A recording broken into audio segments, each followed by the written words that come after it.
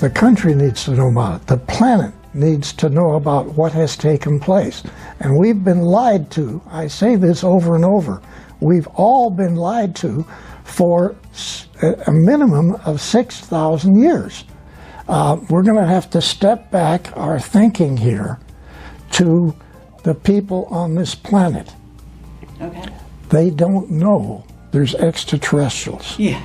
They don't know that there's not just one of them. Maybe we've got thousands. Maybe we got billions of extraterrestrials. Hi, I'm Carrie Cassidy from Project Camelot, and I am here today with a very honored guest.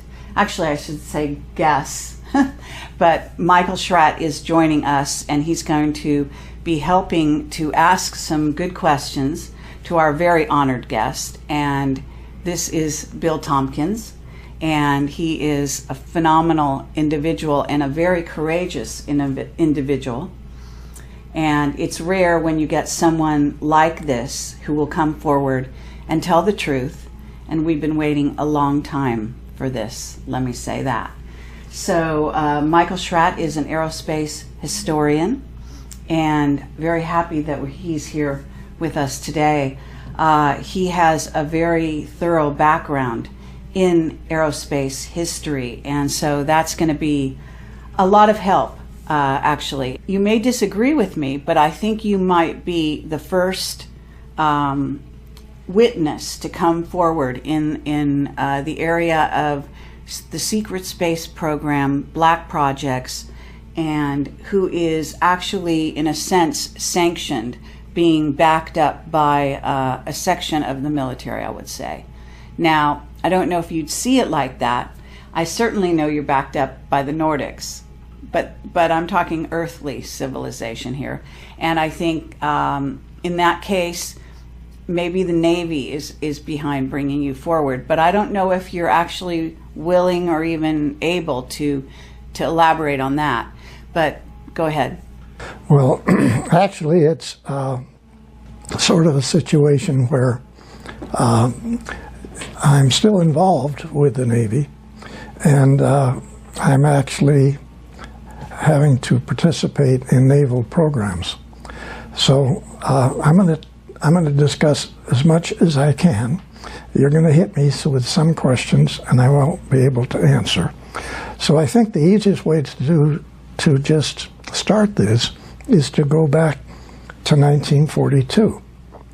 Actually, for whatever reason, I was selected by some people in the Navy, Naval Intelligence, to essentially be assigned a program to discuss the U.S. Navy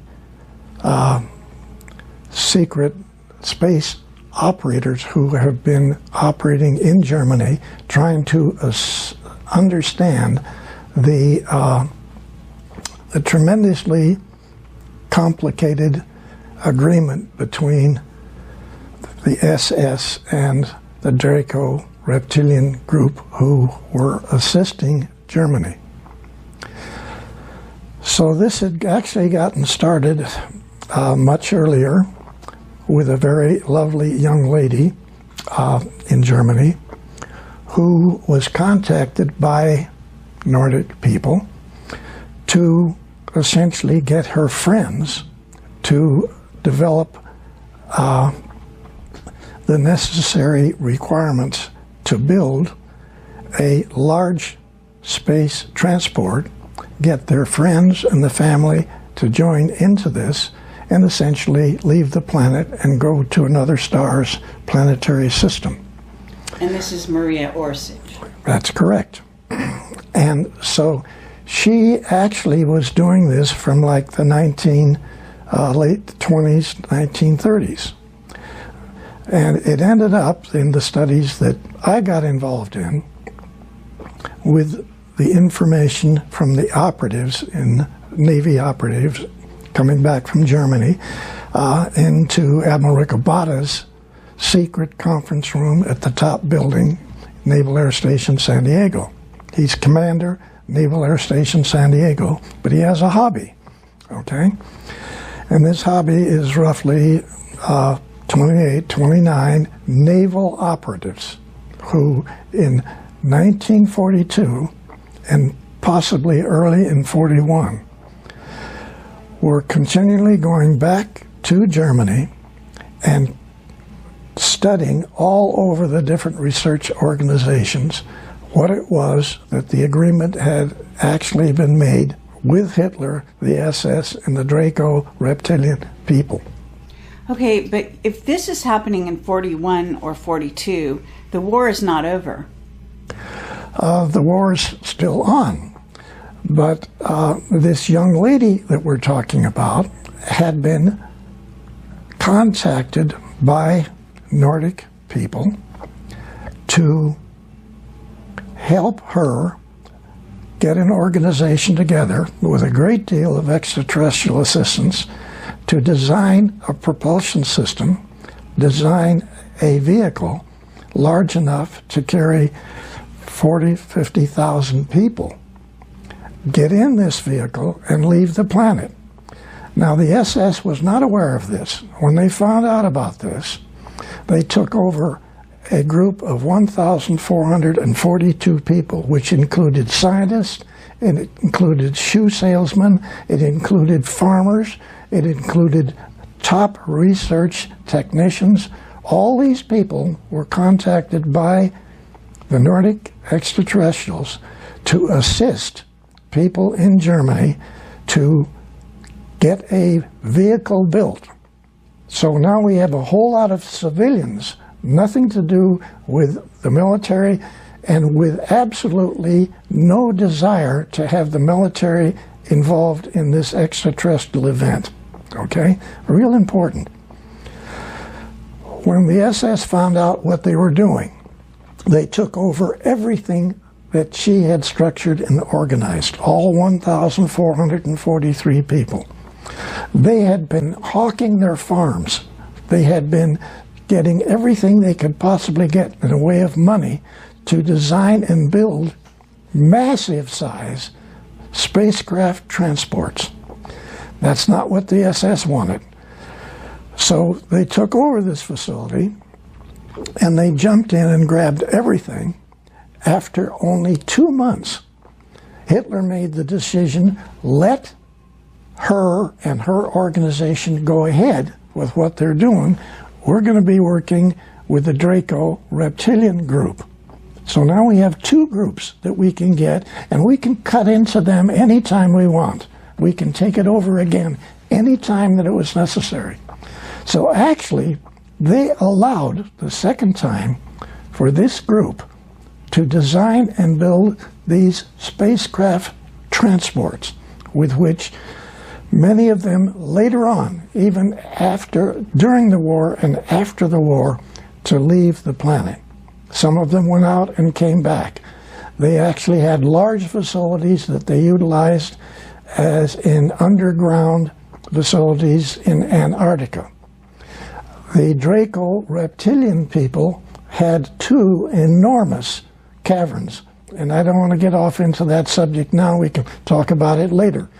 But there are caverns all over this planet which different extraterrestrial civilizations have been using, yes, okay, for thousands of years. Mm-hmm. Now, back to the SS. What the operatives found was an unbelievable series of situations that literally, when they gave their briefings to Admiral Ricobata, we also have one at least of 3 other Navy captains in his office at the time of this briefing to sort of set the stage for this. Okay, can I get the year that they did the briefing with Ricobata? 1942. Still during the war? Still during the war. Incredible. Okay. Yes. Yeah. Now, Admiral Ricobata, well, there was a large table. The operative sat on the other side of the table. Admiral Ricobata sat here, I sat next to him, and one of the 3 Navy captains sat next to me, the typist sat at the end of the table. That's the only people that were in there. We always had the same people. Essentially, all of these meetings, all of these disclosure meetings took place at night. The admiral's aide would wake me up, sleeping in my barracks.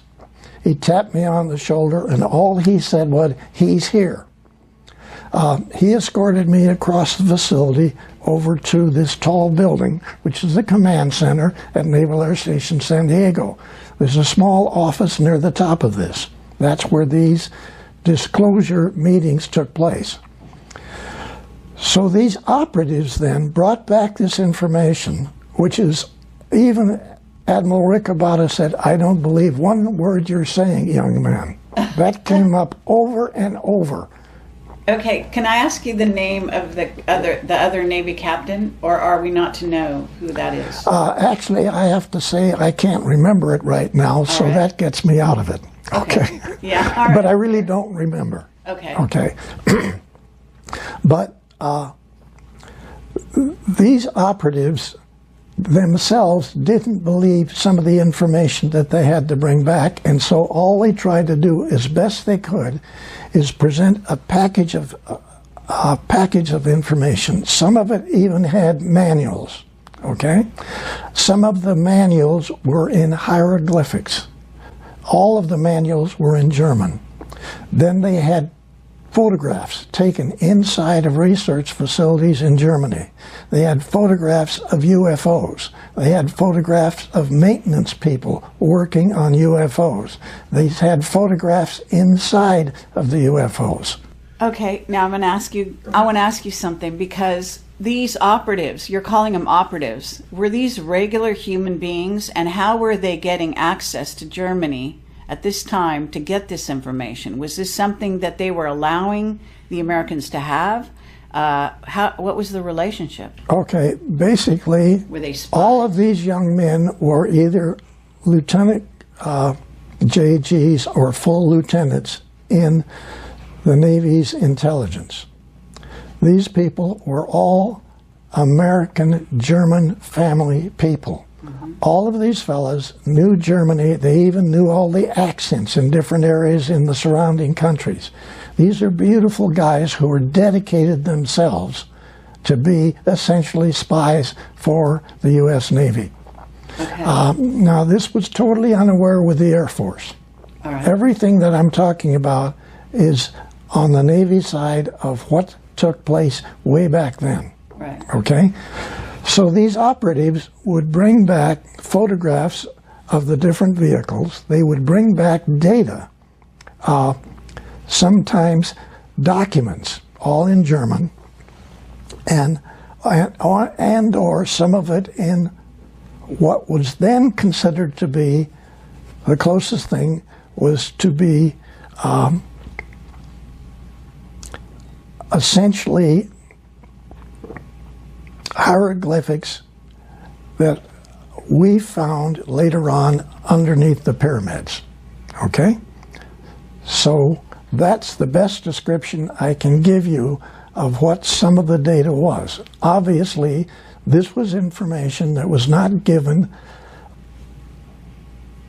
to Germany by extraterrestrials using English language, where otherwise many meetings that took place later on with extraterrestrials, they could give you the information in 10 or 20 different languages. But that's not what we got, okay?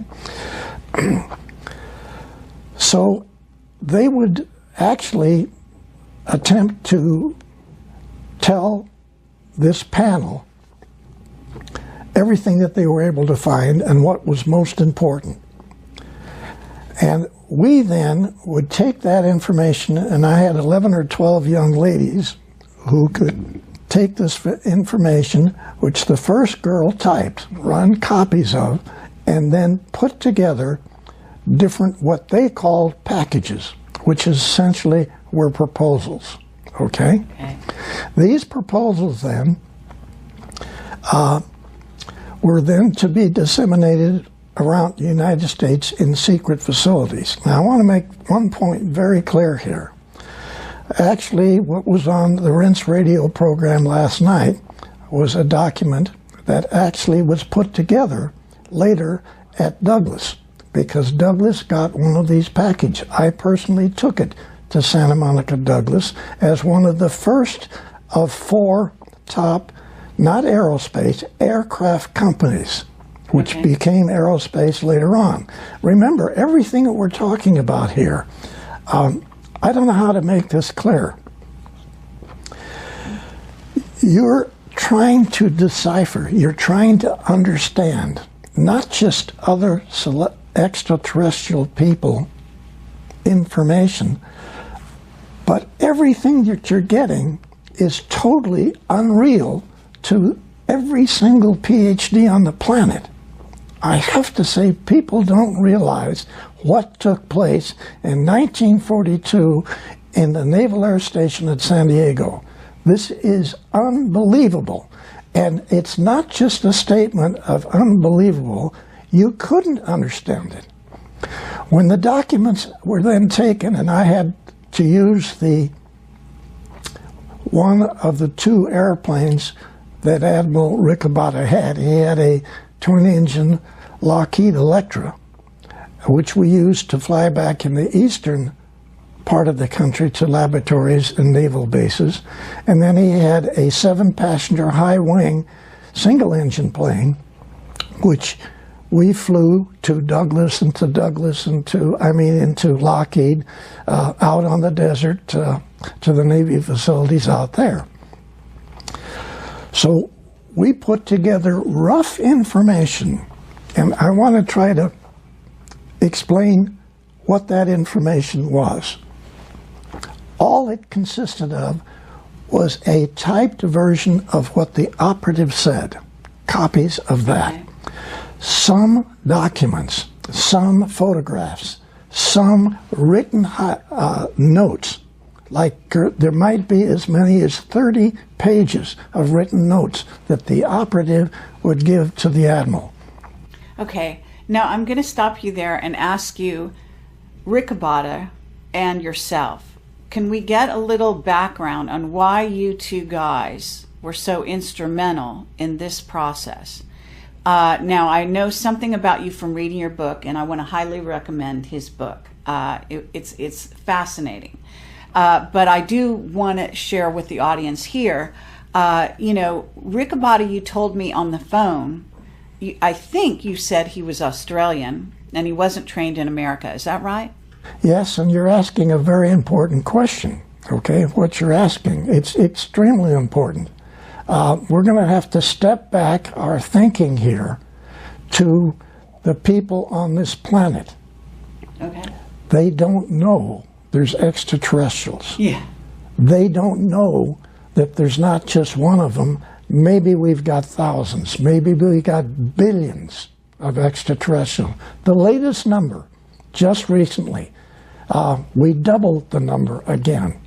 We now have 200 trillion galaxies out there. Mm-hmm. And to say that we're the only intelligent people in this universe is naive.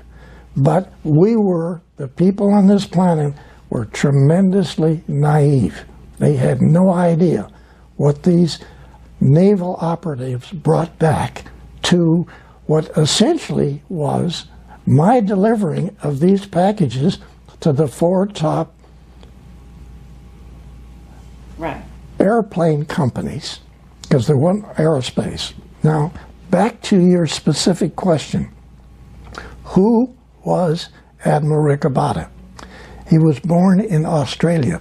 He came to the United States, went to school, joined the Navy as a 3rd-class seaman. He worked his way up. Now, what's extremely important about this is that my mission statement working for Admiral Riccobotta was as disseminator of advanced aircraft research, okay? That was my mission statement working for Admiral Ricabata, was a copy of 80% of his statement, who was written by the Secretary of the Navy Forrestal. Okay? The Nordics contacted Forrestal. I'm saying this, you don't believe it, this is what happened. They contacted Forrestal and had Forrestal selected to initiate this whole thing in the U.S. Navy. Then Forrestal selects an Australian man, two-star Admiral Ricabata, to be the one person to disseminate this data that our Navy intelligence found out what was going on in Germany. And this is staggering because at that time, people don't realize that there's more than one admiral in the Navy. At that time, there was 43 because there's so many areas that need support. Secretary of the Navy Forrestal selected a man who never went to Annapolis. Listen to what I'm saying. Every PhD on this planet, whether they're for science or for medicine, have been given incorrect information for thousands of years about the history of this, not just this galaxy, the universe. They have been given information which was controlled by Draco, Reptilian, and other extraterrestrials not to know what was really going on. So every book in every university on this planet had misinformation about every field, every technical field you can come up with. Okay? Yes. So when the operatives had to carry this out, they were not asked to study these packages. They were directed to study these packages. These weren't requests for proposal. This was a demand factor that this information that got typed up and the information in these packages to all of these research universities, to all of the top Navy laboratories, the facilities out at China Lake, the underground facilities at China Lake, Caltech. Actually, I didn't take the first package to Caltech in Pasadena. I took their first package to the underground facilities out on the desert called China Lake. And it's just north of the Air Force facilities off of Highway 395 out in the desert in California. Right. And I'm saying people don't understand or realize or gasp. They don't get what has happened. And I'm not trying to build a story here. All I'm trying to say is, hey people, hey you guys, everybody that's listening to this program, okay? You people have been told for a minimum of 6,000 years total incorrect information. Yes, from medical, from science, from history, from astronomy, from mathematics, you name it. Everything you've told. yes. I really appreciate you. Yes. This is a lie. I hear you. It's great. Can I ask you one thing about these operatives who went into Germany to get this information? Did they, we know they were spies from your description, but so they were undercover, so to speak. Yes. And they must have seen the craft with their own eyes as well. Yes. Correct? Yes, absolutely. Okay. So in some cases they were working on the craft even. They actually got on board, got inside. All right. They took photographs inside, stuck them in some place, and managed to be part of the package that was delivered to Admiral Ricabata.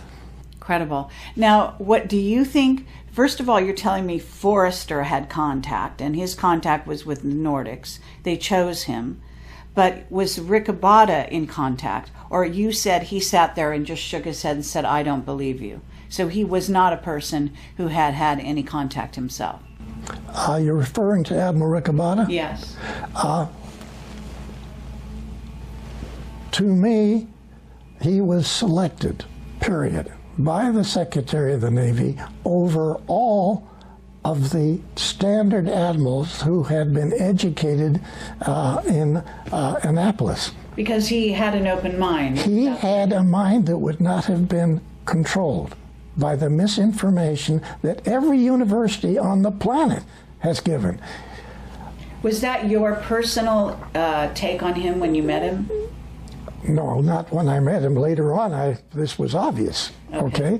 But then, who's Billy Tompkins? Why did who selected Tompkins to be on this committee? Right. Because I get pulled out of high school in the first year, halfway through the first year, the Navy pulls me out and puts me through boot camp. And then my orders say, report to Commander so-and-so, Naval Air Station San Diego. I'm only saying, I don't have a doctor's in these degrees that are required for all of these studies. Right. I don't have. Right. But then, my mind wasn't clouded with misinformation like the Admiral. Okay? Okay, but to get back to you, and this, we've got this setting of this conference table, and you're sitting next to Rick Abada, and eventually you deliver out all these packages around well, what becomes the secret space program, but the American. And did you take some to Britain? No. I only took facilities to United States secret facilities. All right. Now, right away, I want to hit you with this, and this is important. Okay. Even the document that was on Rinse Radio last night, it's a Douglas document that was put together inside the secret think tank at Douglas, where I went to work many years after the Navy, okay? Because I worked for Northrop and other people. But when I got into Douglas, they put me in this secret think tank. So that document is called, it's a big thick thing, and it has the Douglas logo on the front of it, and it's called Unconventional Propulsion Schemes, okay? And it doesn't have a confidential stamp on it. It doesn't have a secret stamp on it. Everything that we took, I took.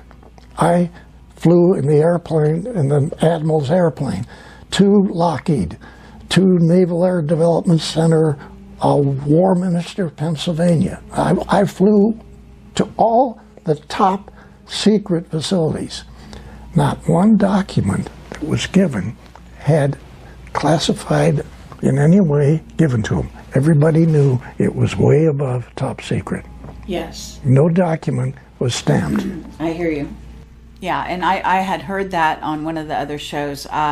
So the idea being that if it wasn't stamped, people wouldn't notice it. They wouldn't make a big deal of it. Yes. It would just pass through hands. If anyone whose eyes caught sight of that document accidentally, they wouldn't see it, so to speak. But it's an interesting way to handle the most classified subject on the planet. Absolutely. Well, actually quite ingenious, really.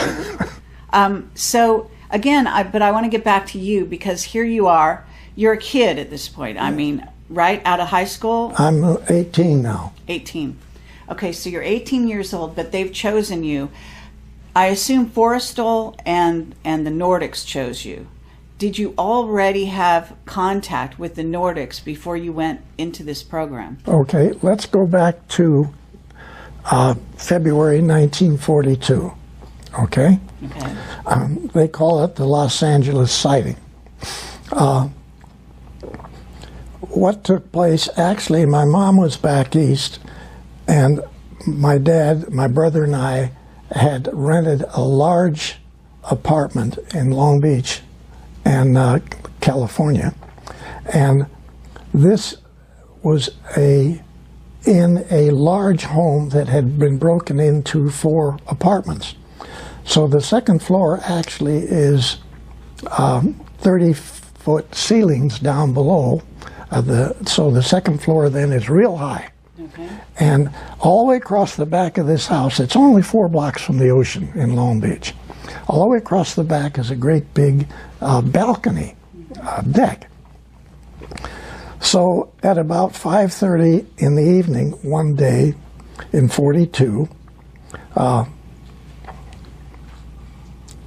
my dad says to my brother and I, who were laying on the floor looking at the newspaper and the magazines, get up and come back here to the deck. So we get up and go out to the deck, and here's this spot, a little spot, okay, just above the trees and just above the rooftops, okay, of the houses that prevent us to see the ocean from this area. Okay. So we're standing there looking at this, and all of a sudden, out of this spot of light came a little beam, and it went like that, sort of about that 60 degrees. And we watched that. Then this beam went straight like this, hit the back of the house, lit up all of the trees, lit up the back, the roofs of all the houses, everything was lit up. And we went back, hit the wall, and then forward and grabbed the railing, okay? It was gone. It was gone, okay? So we went back, we had dinner, listened to a show on the radio, went to bed. At about 1:30 that night, all of the anti-aircraft guns started firing. We get up, we run outside, and we look at this great big thing. At arm's length, it was that big. It was parked at about 8,000 feet. I'd been a Navy pilot, flew almost everything that the Navy had. I knew what the altitude was. I knew what this thing was. There was 8 searchlights on the bottom of this vehicle. Bang, bang, bang. All these shells were bursting on the bottom of this vehicle on a continuous basis for an hour and 30 minutes. Just parked right there. Now, all around it, above it, different vehicles were coming. This lasted... This is the Battle of LA you're describing. This is the Battle of Los Angeles, okay? But at that time, you were still a kid, right? Yeah. So you hadn't been a Navy pilot yet. No. But now, later on, you were able to remember what you saw and know that it was these... I knew what the altitude was. I somehow knew this altitude, okay? Oh, really? Yes. And later on, I did. I flew almost every plane that the Navy had. So the craft that you said there was because there's a newspaper picture. I don't know if that's really the real thing. The newspaper was not a good demonstration of what took place. All right. Now, what I'm trying to say in evaluating what happened in this sighting,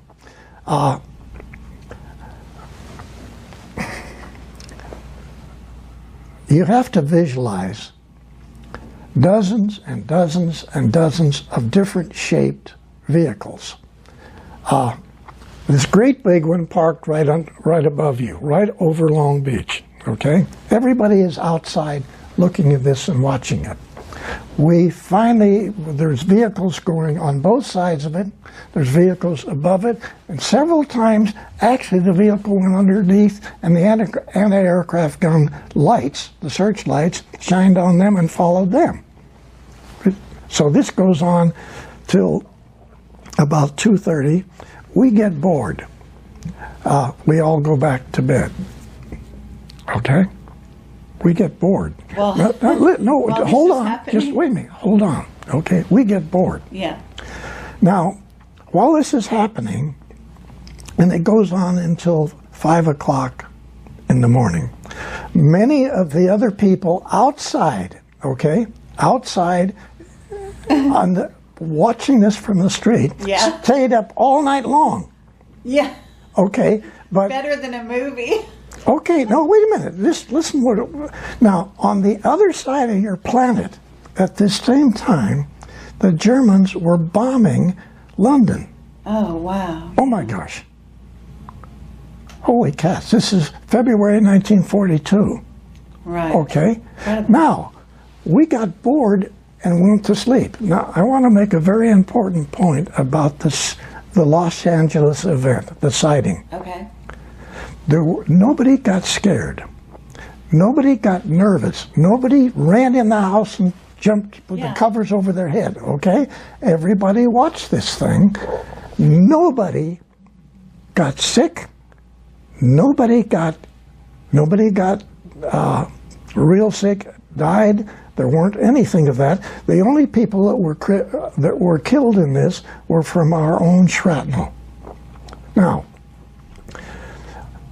people watched this same sighting, we found out later, from Santa Barbara.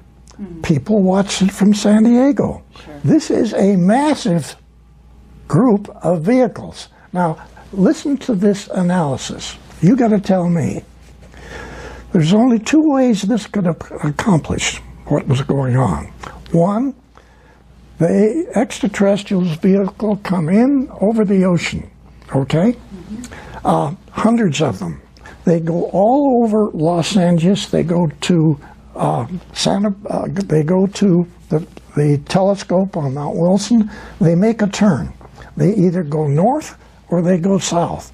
They fly out to sea, they turn around out over the ocean, and they come back to make you think there's a whole lot more vehicles there than actually there is. They either had to do that, or we watched thousands of vehicles come in over western United States from 1:30 to almost 5 o'clock. Mm-hmm. And they shot at them and weren't able to hit them or destroy them in any The way? shells burst on the bottom of them. They're not bursting on the bottom.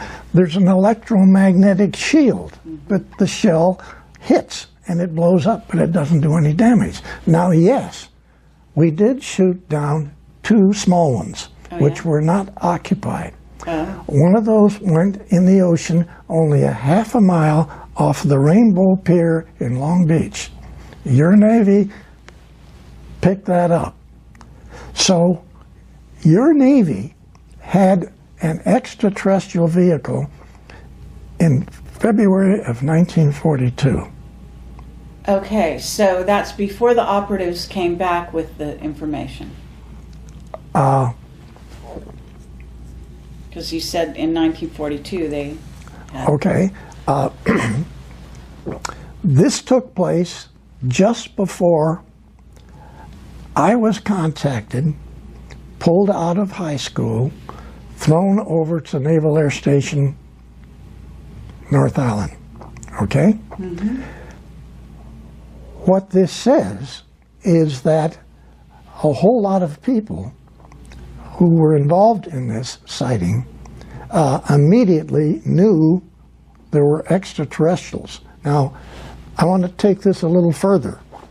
People who watched this sighting, and this is not, there's documents that prove it, but they haven't been released.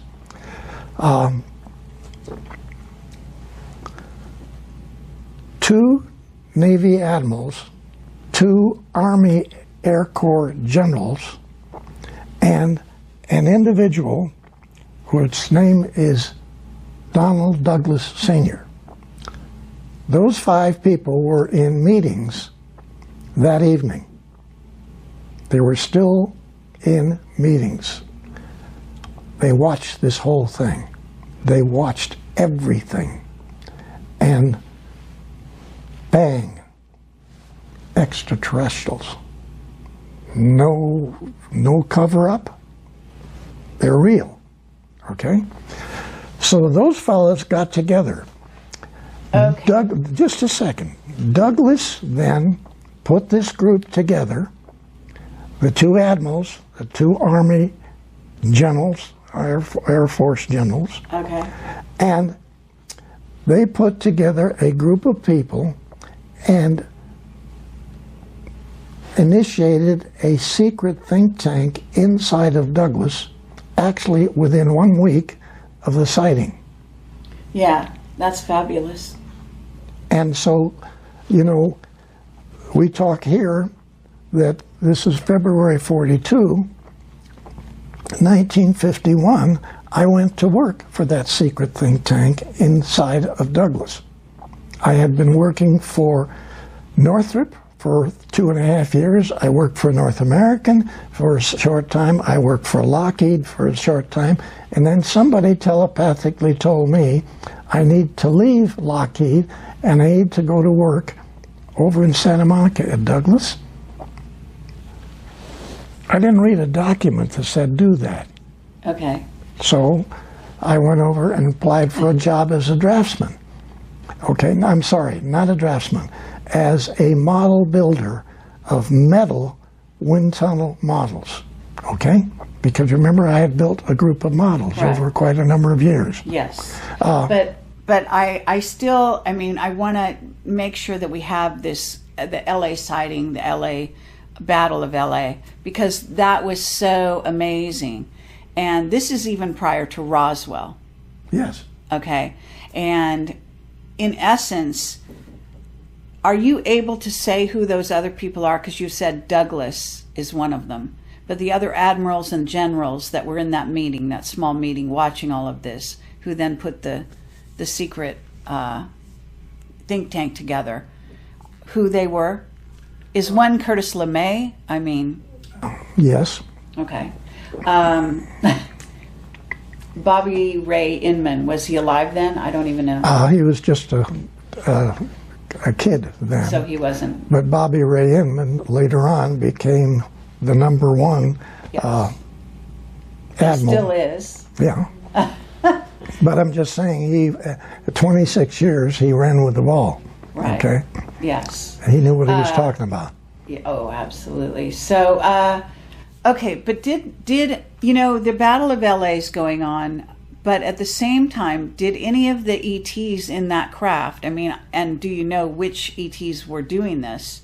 Was it the Nordics? Did any of them, you know, teleport down to meet anybody? Was there any reported encounters during those let's go 24 hours? Let's go back to Douglas Sr., 2 Navy admirals and 2 Army Air Corps generals in a meeting. Okay? They had been in meetings all day long. They were still in meetings. Right. Because it's only 7:30. I mean, come on. So they watched this event, and they immediately structured and organized this group of people, pulling in all of the top scientists they could pull them in, put them inside a secret area inside of an aircraft company. Douglas Sr. did this, so you got to give him credit Yeah, sure. for this. Now later on we had a lot of problem with his son in there because he didn't know what was going on. But Sr. was brilliant. He put this organization together, which ended up being a major organization later on studying extraterrestrial and is still studying it. So are you saying that was the beginning of MJ-12? Yeah. In a word, yeah. Excellent. Yeah. Okay. Was Forrestal one of the admirals in No. that meeting? No. Was Rickenbacker? No. So, are you able to tell me the other players in that room? What we know the beginning of MJ-12, actually. We know some of these players. Vannevar Bush? No. I just assume sort of Von sidestep Carmen? that. Yeah. I could go on. Yeah. Okay, I just assume All right, fine. kept No that one problem. aside. Okay, so we've got that, but you didn't answer my question. Was anyone having contact? Any Okay. high-level people contacted even before the event happened, in fact? Okay. My understanding on this was that nobody came down, nobody talked to the people that were in these vehicles, but probably thousands of people telepathically got information, okay? Okay. So the bells were rung in hundreds and hundreds and hundreds of people. And you were one of them. I just happened to be one of them, I think. I can't prove it, but somehow... Well, I mean, this is a good time to ask you. I mean, are there other guys like you? Because you yes, seem very to be definitely. one of a kind. Yeah, no, there's a lot of other people. There's a lot of guys like you in this secret space program who were somehow contacted and have had special guidance and knowledge on how to build and what to do. Yeah? Yes. Others. Yes. And have you met them?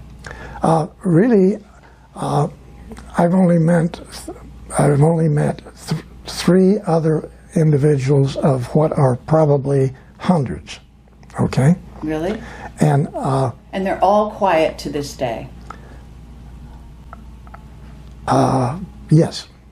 Now, I think one of the thrusts that you probably have, and that many people now are hoping that the disclosure information will get these people to come out and talk about their involvement. Sure. Okay? Right. That's what collectively we're all trying to do.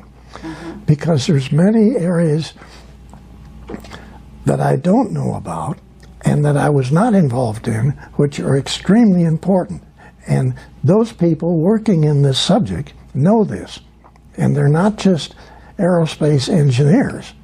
These are top physicists in universities, okay? Okay. And they're top designers in aerospace companies.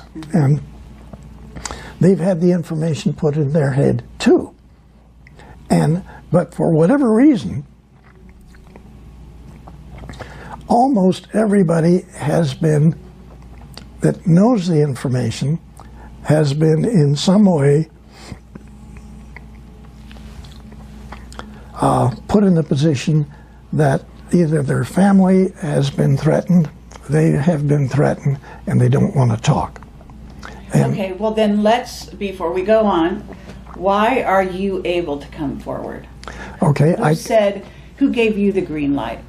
Okay. I can't answer that. All I can say is that the easiest way for me to say what I'm saying is my association with 3 Nordic people in Douglas on the Apollo program. Okay? I worked with these guys, 2 young ladies and 2 really good-looking Nordic guy. All right. And so working with the 3 of them for 3.5 years on the Apollo program, who all 3 denied that they were Nordics. But everybody that was anybody in engineering knew they were. Okay? I never said they were. They never said they were. But if you can just try to visualize, I had 170 top engineers on the Apollo program working for me, okay? I was engineering section chief at Douglas. I had, I guess, worked my way up.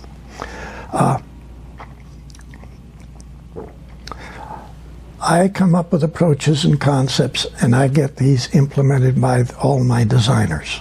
Yes. Where did some of my ideas come from? I have this very nice looking young lady who never stops kidding. It's fun to go to work. Mm-hmm. She never stops kidding. She's always sticking it in and turning it. And not just that, but she's always stuffing things in my head. Mm-hmm. So, like when I presented this complete redesign of the Apollo program to Dr. Von Braun and Dr. Debus at Redstone Arsenal, one of the most classified facilities on the planet. Yeah. I had a 6 foot by 6 foot model in a great big box, put on the DC-7 to fly down to the Redstone Arsenal, okay? Yes. I rented a truck. There weren't inside or closed trucks available. The only one that they had just board sides on it. So here is this great big gray box that could be a nuclear bomb. I drive this thing, and I've never driven the gears on this in my life. I'm in a three-piece business suit.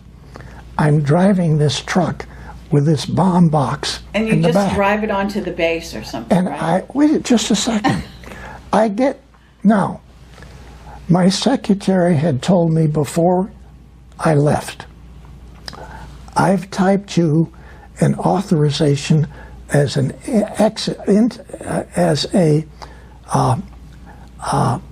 allowance to go on board the base, okay?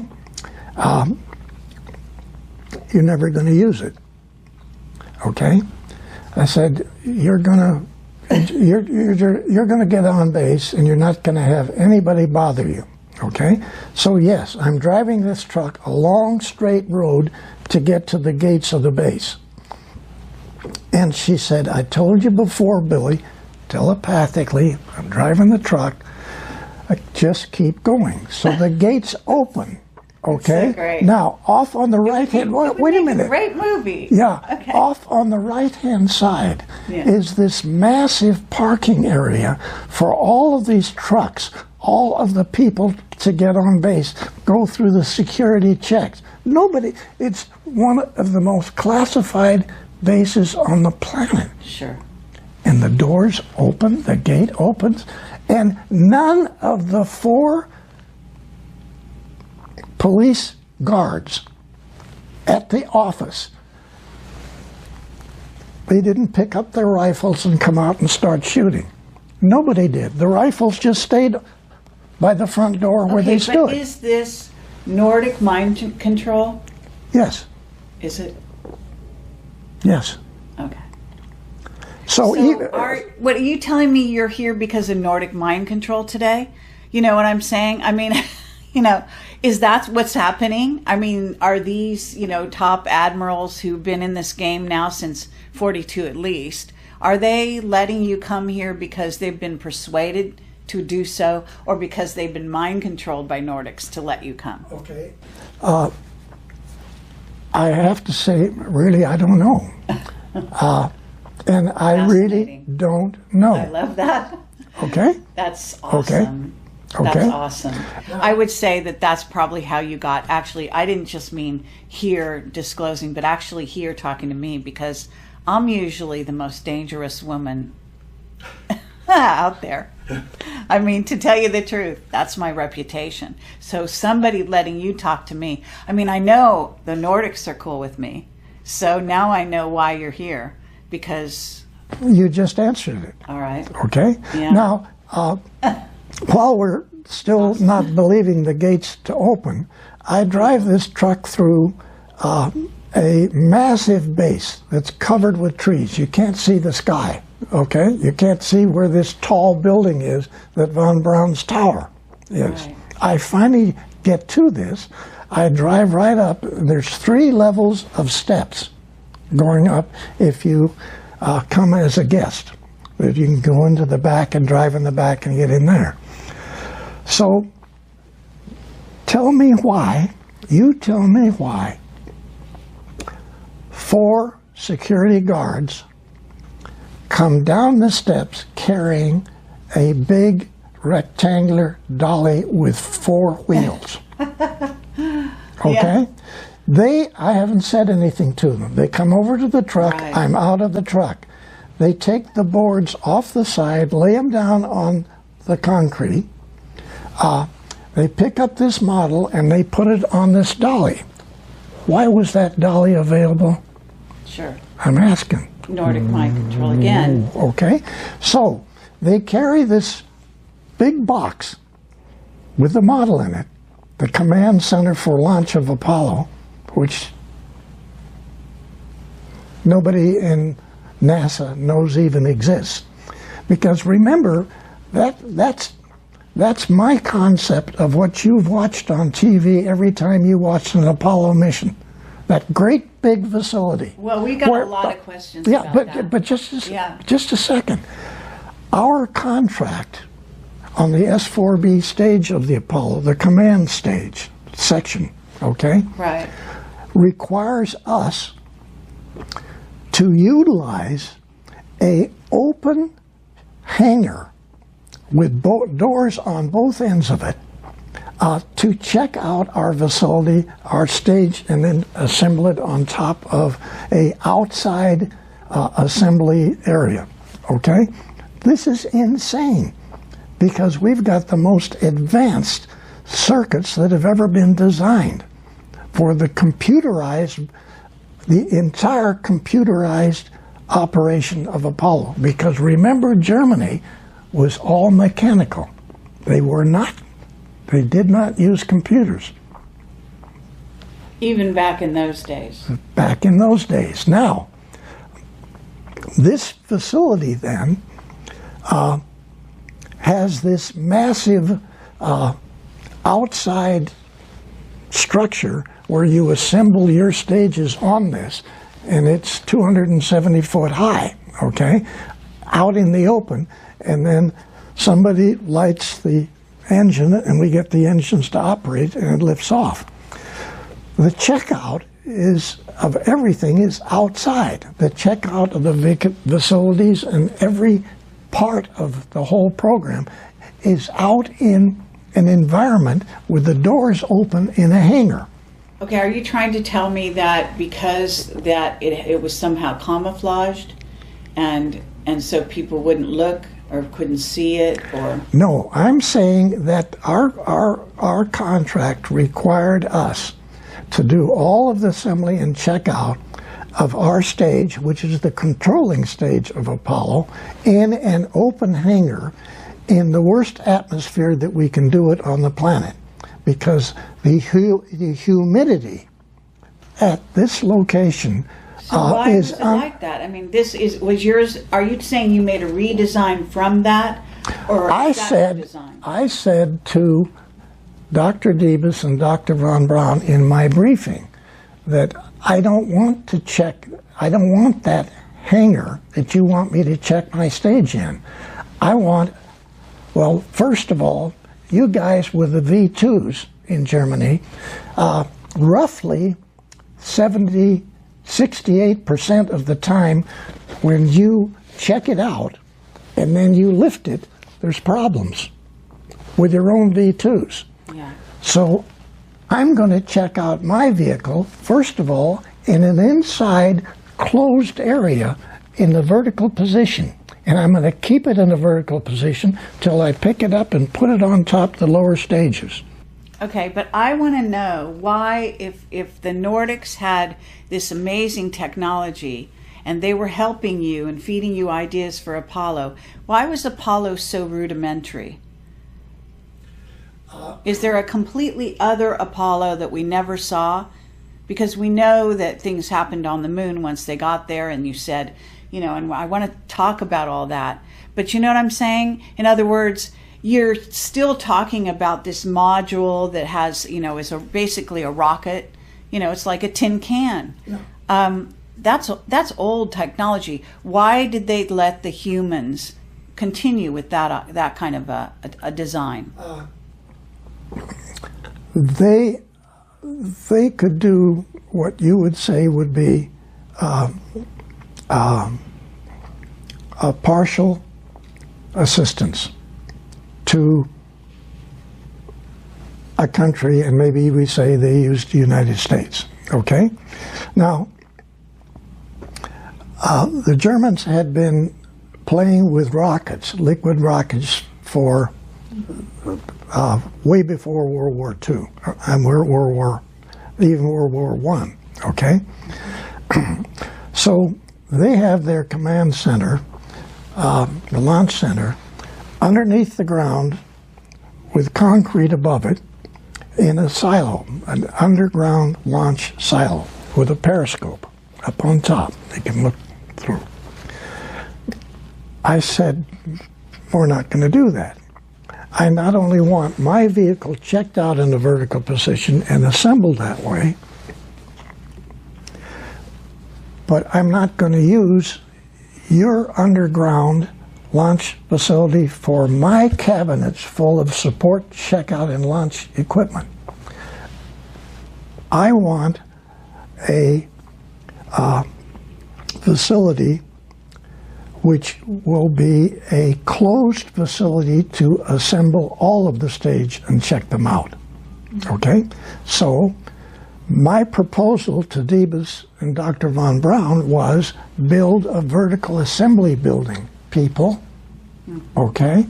Oh yes, it will be the biggest facility space-wise of any building on the planet. Who cares? This is what we need.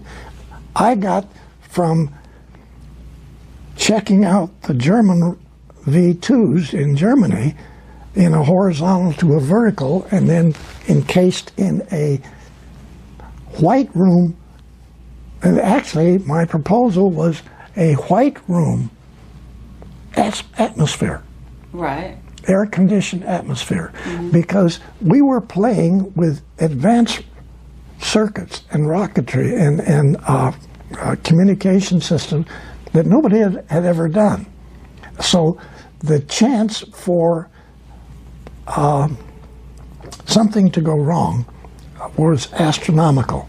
And what I presented to Debus and von Braun was not just buildings, completely changed the whole checkout and launch at the Cape for production launches to the moon.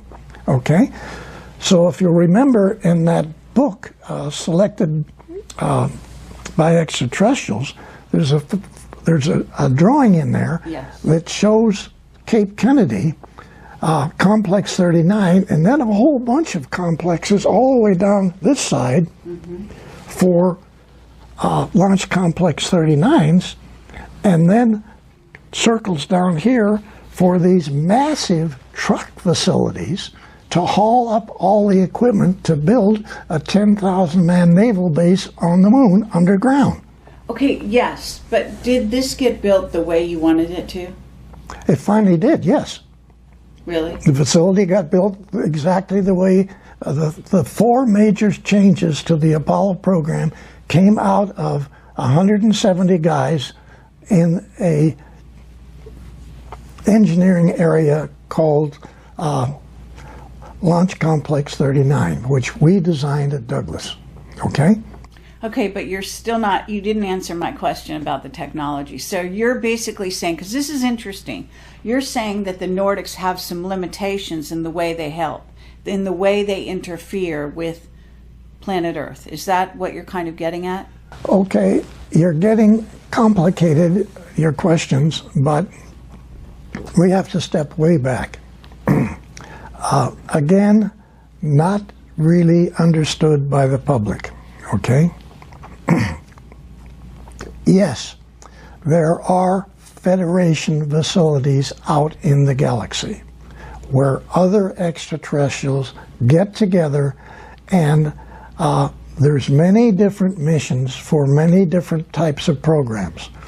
But we'll talk about one of them, which cruises the galaxy, and it has as many as 30 different extraterrestrial civilization people on board. It looks like the moon, okay? But it's a planet. I mean, it's not a planet, it's a vehicle. Right. Okay. So this cruises the galaxy. Is it a Dyson sphere or not? The what? Is it called a Dyson sphere? That's one term, but actually we're getting more complicated. I need to answer your question. When we got to the moon, we found out a lot of surprises, okay? The Draco reptilians were already there. And we knew because we had probes when we went, non-manned probes that we sent around the moon. So we knew there were facilities on the backside. We knew a whole lot that people didn't talk about. But we were in a position where this moon is not a moon, okay? It's not your moon in the first place. Actually, this is not your planet. This is their laboratory, okay? Right. Okay, the Dracos, you mean, or the reptilians? Draco-reptilian / reptilian. And I'm going to ask you what they all look like and all that, you know, at some point.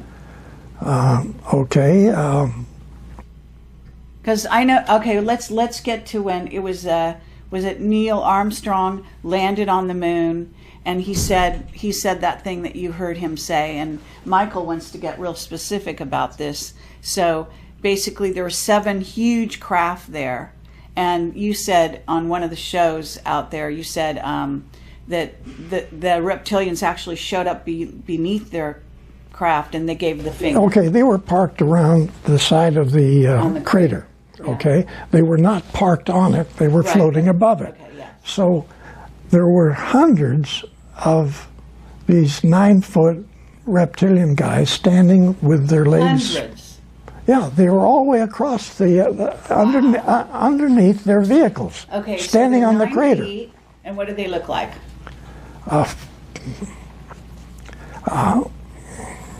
They're ugly looking, lizard, alligator type people. They got the same skin as the lizards got, okay? And terrible looking faces. But then they have the ability to shift and look like a human. All of them do, okay? Okay, do you think Von Braun was a reptilian? No. You really don't? No. Okay. Your president, yes. Oh, what? Which one? George Bush Sr.? Yes. Yeah. Sure. And Bill Clinton and this guy you got just got rid of. Yeah. Yeah. They all were. Right. Okay. So, and they all have this ability to make themselves look like real good-looking people. And you're saying Trump isn't one? No, he's not. Okay. Well, that's a relief. And and he knows more about this subject than people realize. Oh, okay. Excellent. But trying to get back to your earlier question, these groups of extraterrestrials who work together but are at war with other extraterrestrials, okay, have these vehicles that look like a planet. Right. Like our moon is a vehicle. It's a command center for this arm. The easiest way to look at this is to put your arm out like this.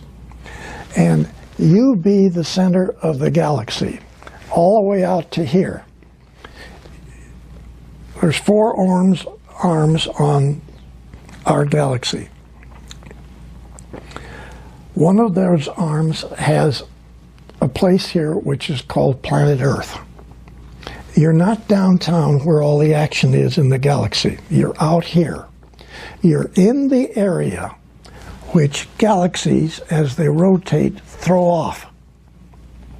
Okay? So you're sitting here on the tip, near the tip of the Milky Way galaxy, you, Earth. Okay? And what you need to do is visualize you are not Earth people. Okay?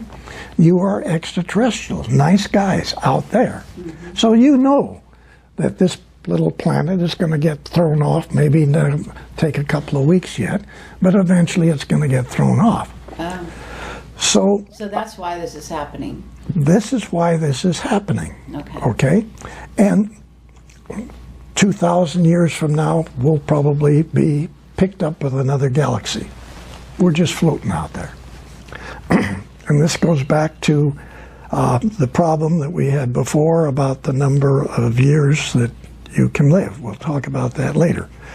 But back to these command centers which operate throughout the galaxy to monitor bad guys and attempt to get them to back off. So isn't Phobos one of them? Yes. Okay. And so essentially we have nice guys in there and even some bad people in the same vehicle. And they discussed wars and disagreements and this sort of thing. But back in their own planetary part of the galaxy, they may be at war with two of the same guys that are in this together. So this is like a center of information, sort of like a group of people who are trying to get along for certain specifications or certain events. Those guys control your planet, your moon, because your moon is a command center for this region of the galaxy, not just the solar system. That's small potatoes, okay? The thing that's sitting right in here, which is you call your moon, okay, is a massive control center for this whole part of the Milky Way galaxy. Okay, wow. Wow. Wow is right. What about Saturn? I thought Saturn was more like that. Saturn has large facilities on it too, but those are other agendas for other people, okay? Some of which we have, okay? Because we have mining companies. Let's take North American aviation. Sure. Los Angeles Airport. That's where North American aviation is, okay? And you've seen on my block diagrams that are in my book what systems engineering really is, what controls the secret think tanks, okay? Instead of a book or a document to do this, I came up with block diagrams. We have to have one of those. We're going to need one of these, and we're going to need this for just the start of the program. As we get into this, we're going to change the phases of it into 4 different phases: concept phase, definition phase, acquisition phase, and operational phase. So now that's a 10-foot long piece of paper that's a foot high, and it has every single block diagrams that are required to initiate that space program. Okay? Every single one is in there. So those documents then are used in different manners to develop ICBMs. So I came up with a concept for really space concept. The military then used those for development of ICBMs and other weapon systems. The initiation of that is to understand our position on our association with extraterrestrials. That's what the block diagram is for. All these events that have to take place to interface with extraterrestrials. What do you mean? Okay, that's very complex, what you just said. It is very complicated.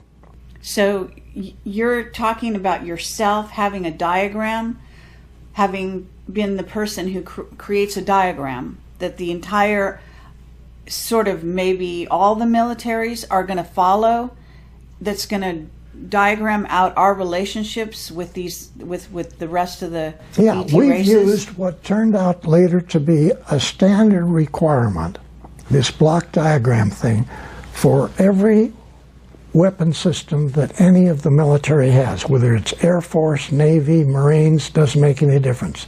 Your company designing whatever, go back to the Pentagon and you propose a weapon system. You're going to have to be, if you get that proposal, you're going to have to be controlled by this 375 document, which I came up with for the Apollo program, and I submitted that to Von Braun, and that was one of the 4 programs of changing the entire NASA program. Okay, so the first use of this was for ICBMs. I took that system and defined the entire Apollo program and the missions, because they had several missions. My group in the secret think tank came up with 44 separate missions extended till to the year 2000, 1999. So the Apollo program was supposed to not just go to the moon, pick up the rocks, take the photographs, and come back. The Apollo program was to take us out into our solar system, build naval stations on every habitable planet or its moon, okay? Right. And then the next phase was to go to the 12 closest stars, Alpha Centauri being the first, put naval stations, bases on all of its planets, except we stopped that one because it had 2 suns and the radiation factor was not, we couldn't do it. But 11 other stars, the 11 closest stars to you, okay? And you're saying it's been done? And I'm saying that's what we plan on doing. Okay, you planned starting with Apollo, and you That planned is up the to Apollo mission. 1999. No, This was- that is the Apollo Oh, mission. that's just Apollo. Okay. Did it happen? No. It got stopped, right? Yeah. And it got stopped by the reptilians. Yeah, they said, no. Okay, now this diagram that you're saying, this block diagram that is the militaries are all following, it basically is, in a sense, your design initially. It came through you, but it must have been downloaded to you somehow from the Nordics, Okay. saying what Earth people were going to be allowed to do. Is that what it's saying? Okay. What kind of weapons they could or couldn't build? It was not for weapons. It was for us, and actually that's in my book. Right. It was for us to go out into the galaxy. Everything that's necessary to build a transport or a vehicle. Go out in the galaxy, have communications with other extraterrestrials out there, and set up businesses with them. Right. Maybe we could mine stuff for them. Maybe we had certain materials they don't have. We could market these. Okay. They may have things that we want to buy. Set up communications with other civilization people out in the galaxy. That's what the first block diagram was for, and that's what the mission was to have originally been, what we recommended. Okay? Yeah. Now, yes, Nordics put that stuff in Billy Tompkins' mind, and he runs with this ball. Okay? But you've got it in the book. I mean, that's what our thrust was. It was not military. Then the military picks up this document, and they run with that of every military program anybody wants. Okay, but when you say the military picked it up, I mean, here you are kind of almost embedded in the military. You're dealing with von Braun and Diebus. Now, they're Germans. Yeah. Okay? So there is some kind of interaction going on between still Germany, the U.S., and then Project Paperclip. Yeah, bringing right. over all the Nazi scientists. Yes. And at some point, we're being infiltrated. It's clear in your book that you, and especially your close friend that you worked with a lot, you used to talk in the dialogue of the book. You're always saying someone is interfering, someone is on a higher level trying to manage this situation. Implement the situation. Okay. So you're having both white hat guys out there, okay, and we got black hat guys out there. And they're both influencing us. And they still are. They have their agendas. And they still are, yes? Yes. Yeah. As we're talking, they're still doing this. Yes. Okay? It hasn't stopped. Okay, before we continue, and I want to take a short break, I'd let you drink some water. I don't want to leave this subject where Michael can ask his question, that he has, make sure that he got his question answered about, again, back to Neil Armstrong on the moon and the 7 huge craft and all the reptilians standing there. you wanted to ask a question. Yeah. So I just wanted to back up for just a quick second. When Bill talks about classified documents not being stamped, that's absolutely correct, because that is the procedure that Kelly Johnson followed at the Skunk Works in Burbank. When they were doing the F-80, the U-2 spy plane, the A-12, and the SR-71, none of those documents were stamped top secret. That was per Kelly Johnson, so you're absolutely correct about that. Crazy, but yes, you're right. Yeah. So, Bill, are we to believe then that you are the genesis of the vehicle assembly building at the Kennedy Space Center?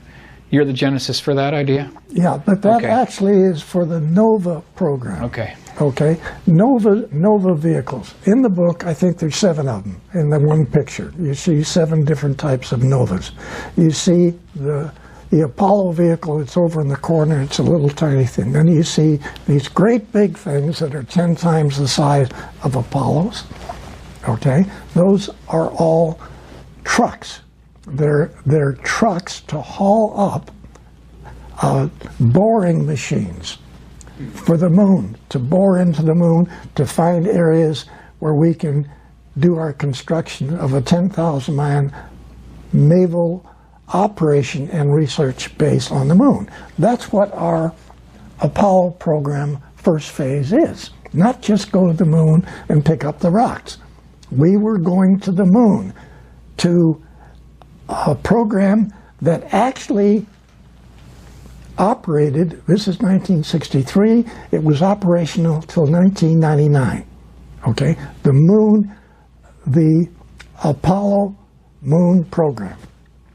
Okay, so all these. but it got stopped, and then it continued. I mean, it went black, I guess, is what happened. Yeah. But do you want some water? Yeah. Does anyone else want to take a short break?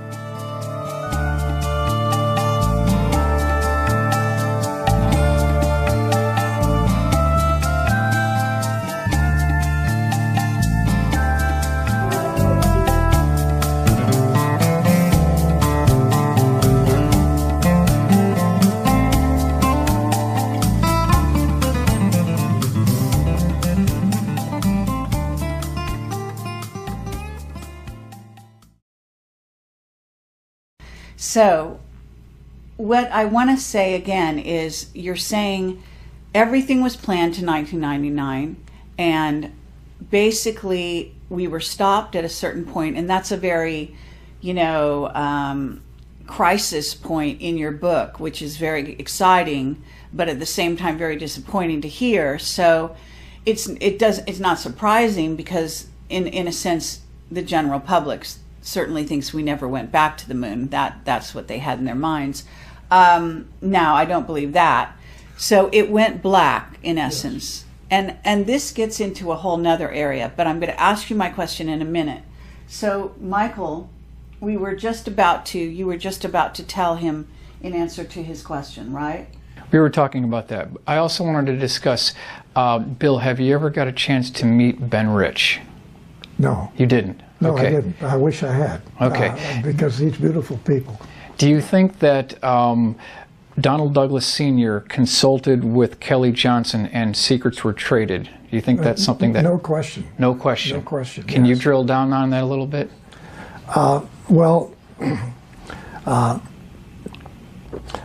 Donald Douglas was far more important in this whole thing than people realize. I'm not trying to give him a big deal, but he certainly was. And so he, for instance, knew Northrop. And I want to sort of level out on Northrop, because remember, TRW systems that came on after all of this early program things, TRW came out of the Douglas think tank. That's where it came from. And so TRW then had what constituted, I worked there for a number of years, they had unlimited funds to literally study anything, okay, any subject you want. So the TRW staff, the president, and many of the top engineers were in the Douglas secret think tank before. And so not only did Douglas talk to TRW, but Douglas talked to Northrop. Douglas talked to Lockheed. These fellows were not exchanging information because they were competition with each other. But at a technical level, they talked together. And they then, like the first package that I flew to Lockheed in the valley there, was the first paper that Lockheed had, which formed the think tank. And so collectively, the information was individual for each of the companies that we flew packages to, but there was also coordination between, like Douglas Senior and the top people at Lockheed. And it's not that they were trading information, but they were at the same level diplomatically, and they communicated. And so Ben Rich, what he said before he passed away, I think is extremely important, because he, in one statement, he came up with what the real situation was. And he's leaving that with, okay, it's you guys' next move. It's your next move. This is what he's telling you.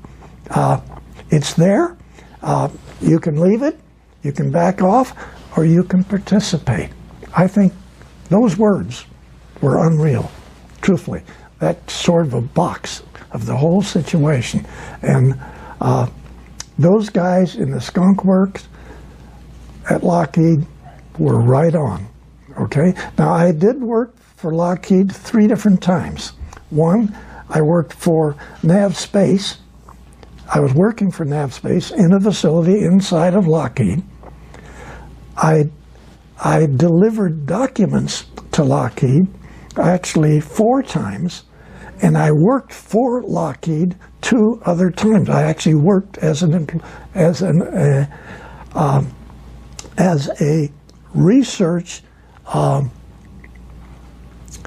wind tunnel model expert. Okay, so and that was the first time I actually worked for Lockheed. But I had delivered packages to Lockheed 10 years earlier, and so my participation with them was then different than my participation with Northrop, because I actually worked for Northrop for 2.5 years. And the point I'm trying to get to is here that Northrop borrowed a bunch of money and bought TRW Space Systems, the #1 think tank on your planet. Holy cats. I mean, this is wild. Northrop borrowed some money. They went to Virginia. They bought the U.S. Navy's shipbuilding company that builds aircraft carriers. The massive #1 facility on the planet that builds aircraft carriers. Now listen to this. What did they do that for? So they could take their engineers, crawl all over aircraft carriers, look at it, and figure out how to make a 790-foot aircraft carrier into a kilometer-long spacecraft carrier. What better tool could you buy? Wow. I think that when we address all of these things that the different people have done, it's mind-boggling. I mean, it really is. And you okay, well, what about Boeing? Okay, Boeing is also involved with building And Rockwell. Building spacecraft carriers. And Rockwell. And also what we call, you know, I'm gonna say something here because I worked on a very short term assignment for, I think it was Boeing, and I was working for the top guy, and they were going to be designing these, I don't know if it's, I'm not good with this stuff, but, F-35 or whatever kind of plane. Yeah. And all of a sudden, they designed a Starship Enterprise, and they took the whole division, and like in 2 weeks' time or less, and that aerospace, they move very slow normally, at least in the public domain. They packed everything up and they shipped it all down to a location somewhere like Redondo Beach. I don't know where it was. Further south, like maybe even further south than Redondo Beach. And they took some of the employees, and I don't know about all, but I mean, it happened so quickly, but I was working for the top guy, so I know that that's what they went to build. Fabulous. So, ties right in. Perfect. Yes. Yeah. So you're right on it, and and it was exciting because they were excited to be packing up and going to do this exciting new project, and I almost wished I could go with them. Right. But of course that wasn't my line of work. Yeah. But so I mean, it's fascinating what goes on now. What you're basically describing, though, is a secret space program that went secret kind of like gradually in a certain way, because some of this stuff was out in the public domain, right? Yes, it was, yes. And yet the secrecy became more and more dense over the years. And I know a lot of people are puzzled by that. So have you got an evaluation or a critique of how the secrecy got so tight? Is it the infiltration of the reptilians and the fact that you've got Nordics on one side, reptilians on the other, influencing the program? Well, that's one of the keys, yes. Yeah. And then you have the Dracos influencing the president of your country. So this... Okay, so are we talking Eisenhower, Truman, who are talking, all of them? Yeah, all of them. Really? All of them. Yeah. Okay? And all I thought the president doesn't have any real power. Does he? He has some power. Much of this was kept secret from that level, okay? But MJ-12 is behind the scene, orchestrating a lot of this as well. And you're saying this guy Douglas is part of MJ-12 in the early days. Yeah. Right. So he's very instrumental. Yes, and actually for him to talk, 2 of the Navy admirals and 2 of the Army Air Force generals to put together the most advanced study group on the planet and put it into a secret tank inside of Douglas Engineering. I mean, yes, it separated several years later, but Douglas put this together himself based on the Los Angeles event. Right. I mean, this is staggering. Was Rand around during that time, or no, was that after? Rand came out of the think tank. Oh. Actually, there was this divorce that I talked about in the book. So you have TRW and Rand? Was it like that? Well, Rand, because of manufacturing taking over all control of Douglas and removing it from Douglas Sr., okay, they did. And so they didn't want any of this extraterrestrial stuff in their company. They wanted to make airplanes. I don't want them even here. So them finding out about this secret thing blew the whistle. So RAND was formed inside the secret think tank at Douglas. And then there was this big divorce. The divorce took place roughly 8 months before I went to work in 1951. Okay, so they divorced. They used this building right in Santa Monica as their headquarters. But then RAND went worldwide. And if you go down to San Diego and you go out to Point Loma so you can get a view of San Diego, you go up to the top there where the view is. As you went out there, on your left side, underground, that's all RAND. On the right side is nav space, underground on both sides. You're there looking at San Diego. right over here is all of this massive RAN thing, and all the way back on this side, they have space. You don't realize what came out of the Douglas think tank. How many years is this? That's 70 years ago. I mean, this is crazy. Okay, but let's also talk about NASA a little bit. Okay. Because at a certain point, I mean, you're coming from Douglas. This is a aerospace, an aircraft company, and you're bringing changes to Apollo that affect NASA. Yes. Okay, and top dogs at NASA are Debus and von Braun, and they're Nazis. Yes. And they really were Nazis. They were. They're Okay. SS. And okay, so it appears from your book even that NASA is maybe the first place that's infiltrated by Nazis and that ideology. Yes, that's correct. And so Paperclip was not just 10 or 12 German fellows coming here. It was a massive number of a tremendously massive organization that a little bit of it went to Moscow. All the rest went to Antarctica, in those big caverns in Antarctica. You got 5%.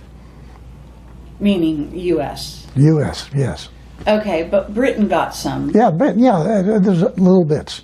Okay, we, von Braun and Debus, were both principals in that organization in Germany, and so you say, well, we got good ones. There were other good ones too that the Russians got, and many of them were still managing construction of extraterrestrial spacecraft carriers, which were being built underground in Germany during World War II.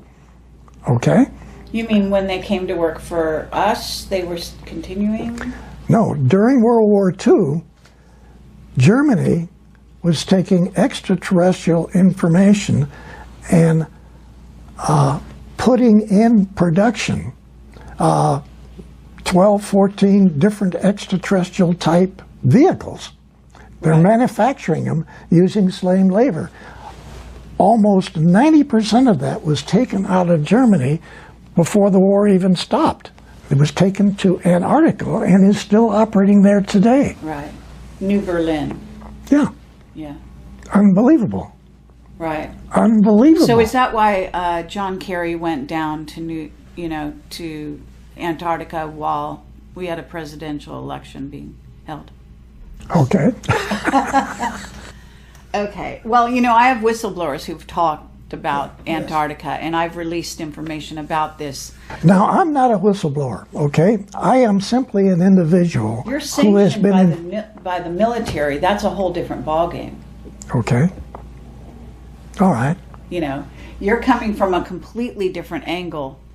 Most of the people that I deal with have worked in above block top secret. Okay, I may even have worked with you or near you, but they have come out of the organization. Then they start talking. In some cases, violating their security agreements. Okay, I don't know what that's all about, but I am just trying to put it aside. I understand, but this is a radical change for the military to be actually bringing one of their own forward in this way.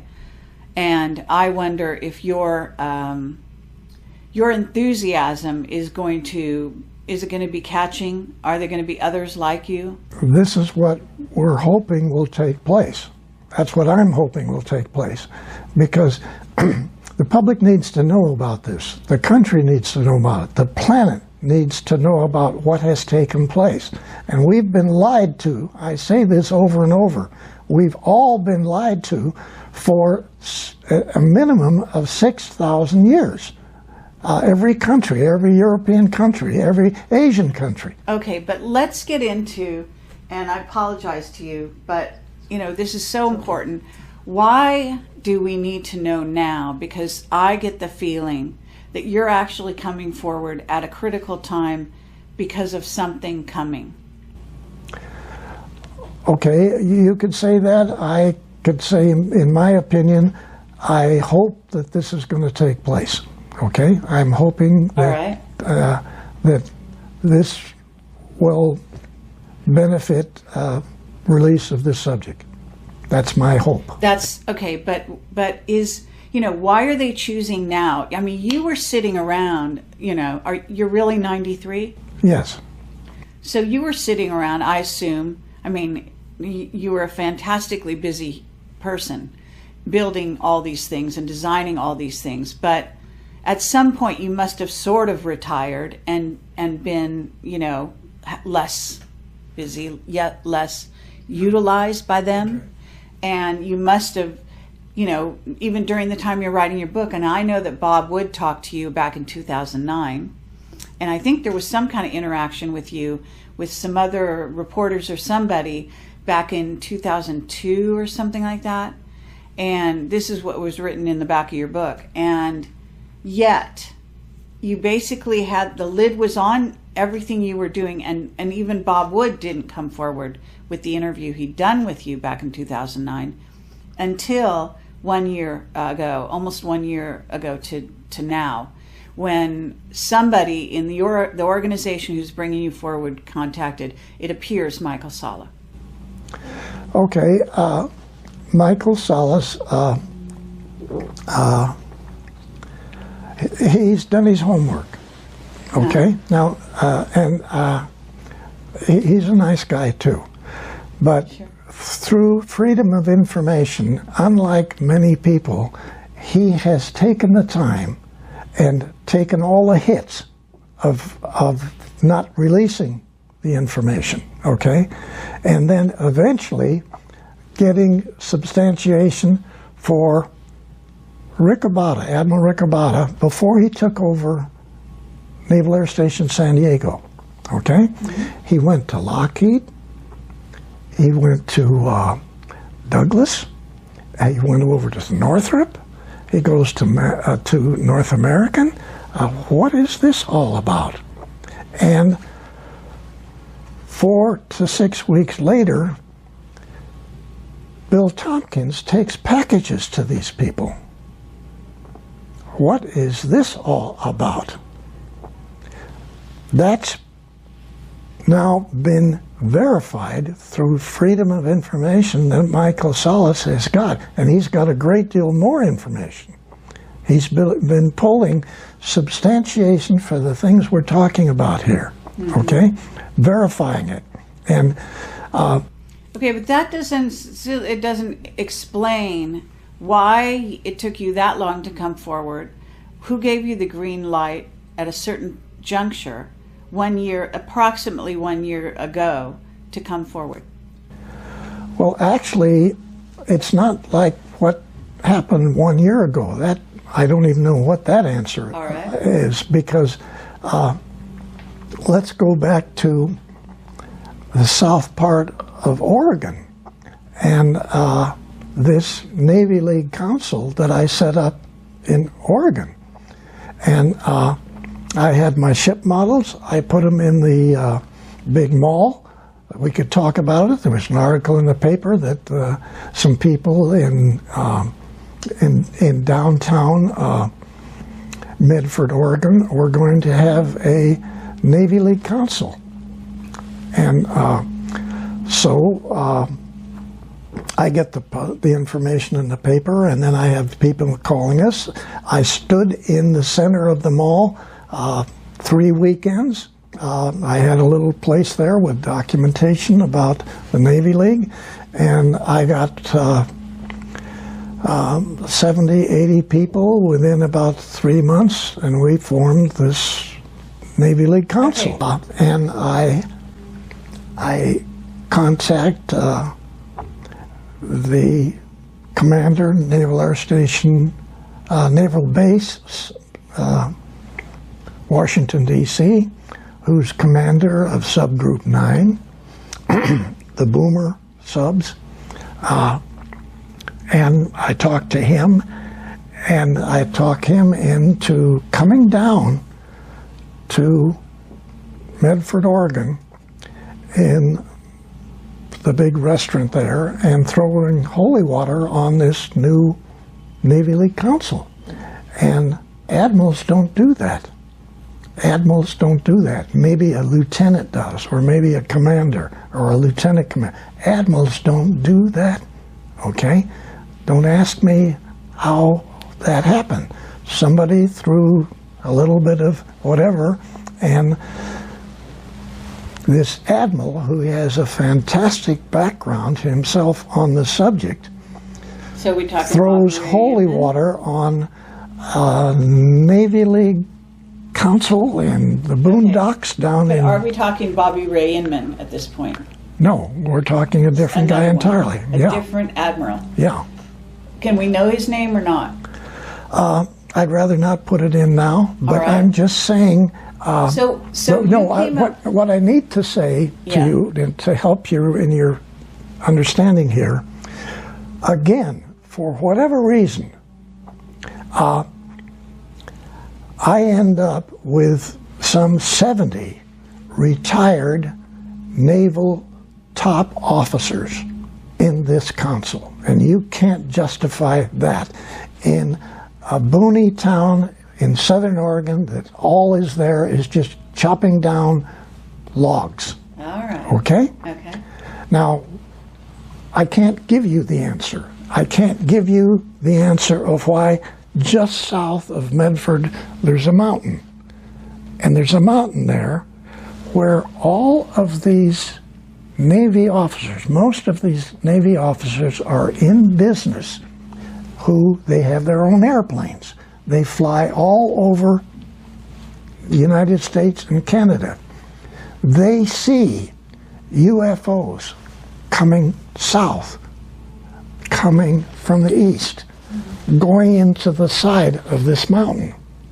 This isn't Mount Shasta, is it? Mount Shasta. It is, okay. And so they take their airplanes and they fly collectively, 7, 8, 9 planes, trying to find the door. And they don't find the door. And then, while they're doing this, 2 of them come out. Right. Just next to them, fly right past their airplanes. Pretty awesome. Oh my gosh. What did you say? So what are all these... Look, you're in contact, even to this day, with Nordics. You're being influenced. You're being communicated with. Telepathically. Yes. Okay? So that's what they did. They basically kind of telepathically said, hey Bill, this'll be a great idea for you. You'll go down, you'll start this association, and if you build it, they will come. Right? And they did. Yeah. Okay, and they did. But I can't justify, okay? Why in the world would we have that many top off? One is at a Marine general. Yeah. We had 7 captains. Well, I can help a little bit with this because as a psychic, whatever you want to call it, I can say that I did go to Shasta, and I was communicated with by the Telos people who had told me it was extremely sad story about how the reptilians had taken over Shasta, and that their whole civilization was at risk. So they perhaps were sending out the, signal, and this was in 2010. Mm-hmm. Okay. And so we're pretty close in dates here as to when your thing happened. So you were kickstarting the whole operation. Right. Yeah. Okay. Yeah, and and that was very moving for me and very shocking, And it was evident also in the terrain. You could actually see there was a frequency fence of some kind that had been put up in that area that was actually killing the wildlife and the pine trees and everything. You could see everything was starting to die. Yeah. Which, But I have to say, it's really almost laughable that you have all these Navy officers. They're all in business, which requires them to have an airplane. They fly. They're talking back and forth between their airplanes. One guy's coming east, the other guy's north, and one comes out of the mountain here, another guy comes in on the other side, and then actually when 2 of them are flying together, They come right out and go between the two airplanes. I mean, this, and then you say there's no UFOs, okay? I mean, to me... well, I don't say there's no. I'm being facetious. Yeah, I know what you mean. We collectively say there's no such thing as extraterrestrial. I mean, it's, yes, of course, and that's back, back in the ABCs of this whole subject matter. But amazing stuff. Really, it's just amazing. And so that does answer some of my question in that small way, you know, of how this thing germinated to where we're now talking today. But Michael, I know this is jumping back a bit. That's okay. That's all right. I'm okay. Did you get your question answered about the moon? Yeah, I think so. I want to just kind of get back on that really quickly. Bill, when Neil Armstrong and Buzz Aldrin landed at Tranquility Base on July 20th of 1969, were they given foreknowledge of what they were going to find when they got there, or were they just flying blind and they saw? They sort of had foreknowledge. Let me tell you why. Okay, we talk about these. You've heard their comments about, oh my gosh, there are other crafts out here. This is before you get to the moon. They're flying from here to the moon, and so then they describe some of these. Okay, one or two of the very large kilometer or 2 kilometer long spacecraft carriers came in from one side of the Apollo control module. So the Apollo's coming here, this vehicle is coming in like it's going to go exactly into the vehicle, our vehicle. And of course it makes the turn, and you essentially get the feeling you're being given the finger, okay? So you go on, you make your rotation around, you get all set up and to land. And so as you're landing from down behind the crater, these vehicles come up and park. Okay? Some of the guys come out and they stand there underneath on the edge of the crater. So we got 2 guys here and another guy still going around the planet up there, which he has to get back into. And they're doing their thing. Well, again, they didn't put the flag up first. They put up a Freemason flag, and then they got this great Freemason plaque, which they put down, and the Freemasons take over the moon, right? Okay, that's what the plaque is for. With these reptilians watching. Yeah. And so now then they put the American flag up. Okay, and then they start walking around taking their pictures, and all around the edge of the crater are all these great big things, which are his statement. Armstrong, sir, you've got to see these. They're massive. They're threatening. They're threatening us. Wow. Did Neil Armstrong take motion picture film footage of these vehicles? Yes. He did? Yeah. Okay. And what do you think was the talk inside the command module when they redocked with Michael Collins? What do you think Buzz and Neil told Michael Collins? What was that discussion about? Oh my God! Yeah. First of all, okay, really, because this is totally. Now, remember, we had sent up vehicles with cameras on them to go around the moon to try to figure out, all of the requirements, not only for the selection of where the landing was going to be, but try to come up with some sort of a feel of what our situation was going to be when we got there. Okay, so that's all been going on before. So we have seen and we have photographed structures on the other side of the moon, and next to those structures, a ways away, are foundations of many different buildings that are there. So we've already photographed. We knew that. Okay, well, I'm going to go back even further than that, though, because we know the Nazis had been to the moon, right? Yeah. You admitted that, and not only that, but one of my witnesses, Mark Richards, is Captain Mark Richards from the Secret Space Program, from Space Command. He is a Navy, he was a Navy officer on the side of the Navy, and he was, I don't know if you've ever heard of one of the craft that he was famous for flying, which is called Minerva, which is an artificially intelligent craft. Vehicle that very few people can apparently even interact with, let alone drive. Yeah.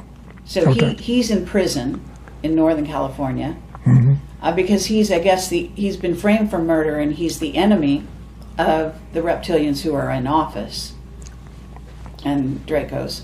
But he said that by the 60s and early 60s, we had a base on the moon, even though we'd been told no, we couldn't. Okay. And he said that's because Curtis LeMay wouldn't take no for an answer. Could be. I don't know. That sounds a lot. You don't know about that No, part. I don't. No. Okay. But that could be possible. All right. Okay. And he read your book because I sent it to him, and he said it lines up with everything he knows. Okay. I'm sorry he's in prison. Yeah, well, I think that, you know, with your revelations, maybe someone could actually turn some keys somewhere and get him out. Yeah. He's almost an elderly man at this point. He's in his late 60s, I think. Oh, okay. Not as old as you. Yeah. But he was chosen the same way you were, he said, when he was very young. Well, that's where I was trying to get back to him, that it's not just one or two people that are selected, okay? There's hundreds and hundreds of these people actually all over the planet. There's Russians too, and there's Chinese. And so, but unfortunately, not making this nice, some are on their white hats, and we like them, but we've got a lot of people with black hats that are selected to implement whatever.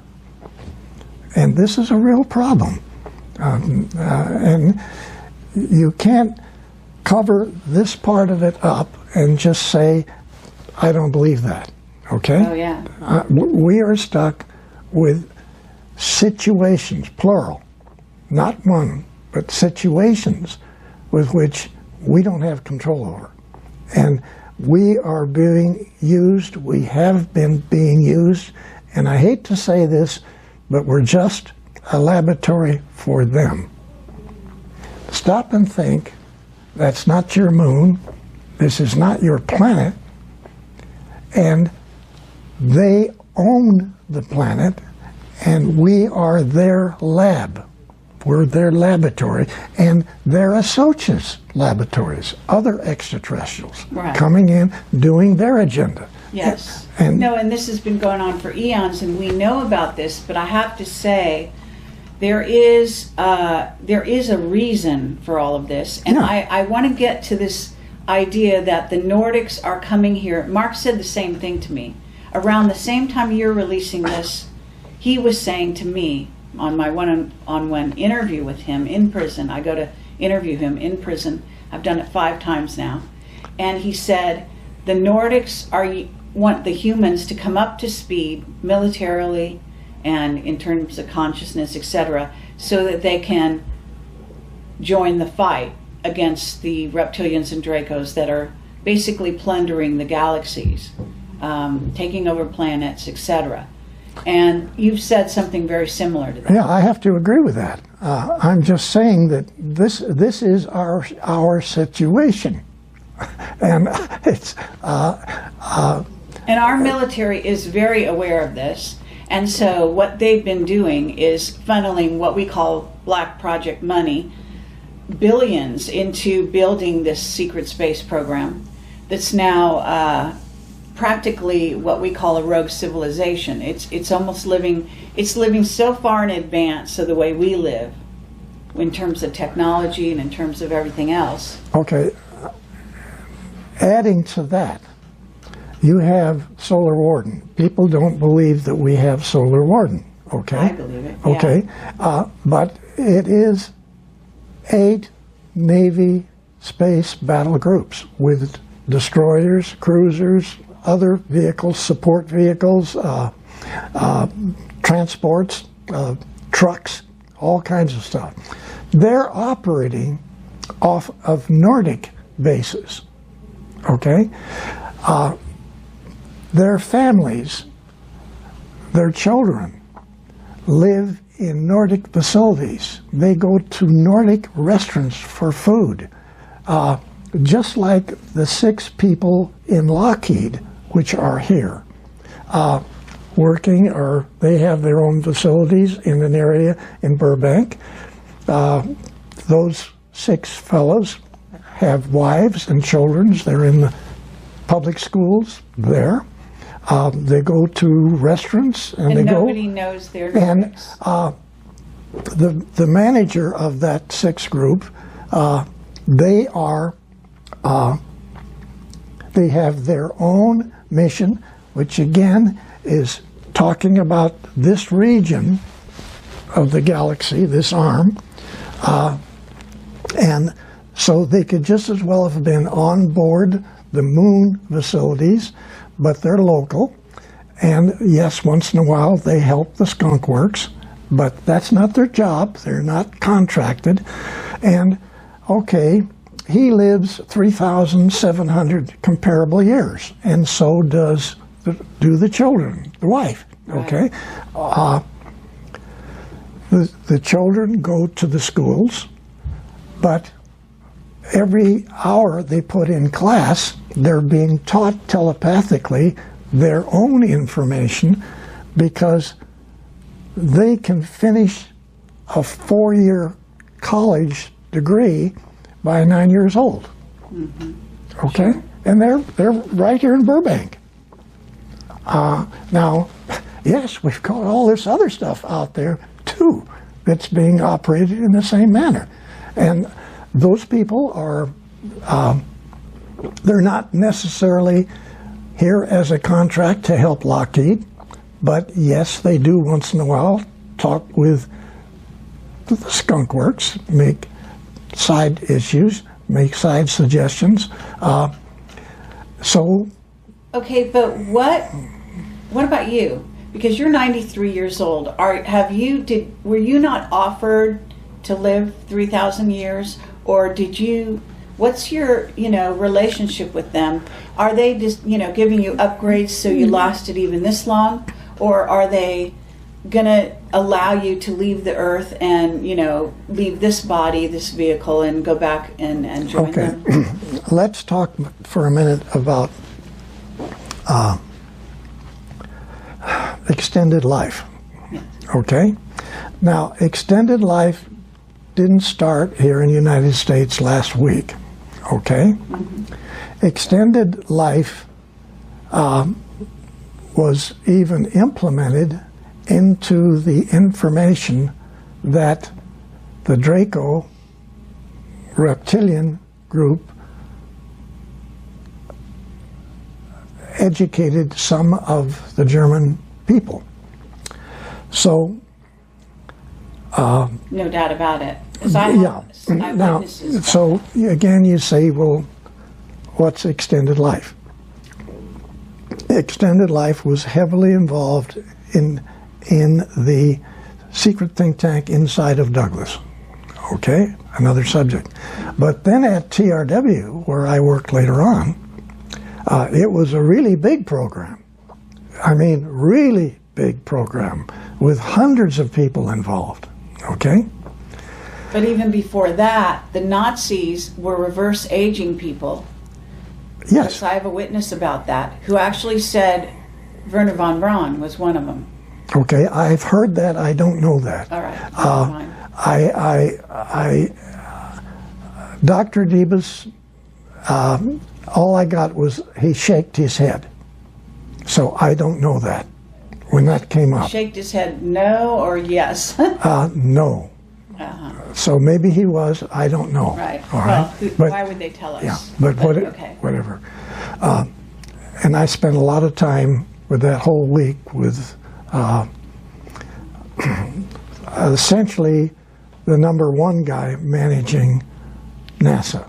Okay. Right. Von Braun was supposedly the head of everything. Debus was the real head of everything. Okay.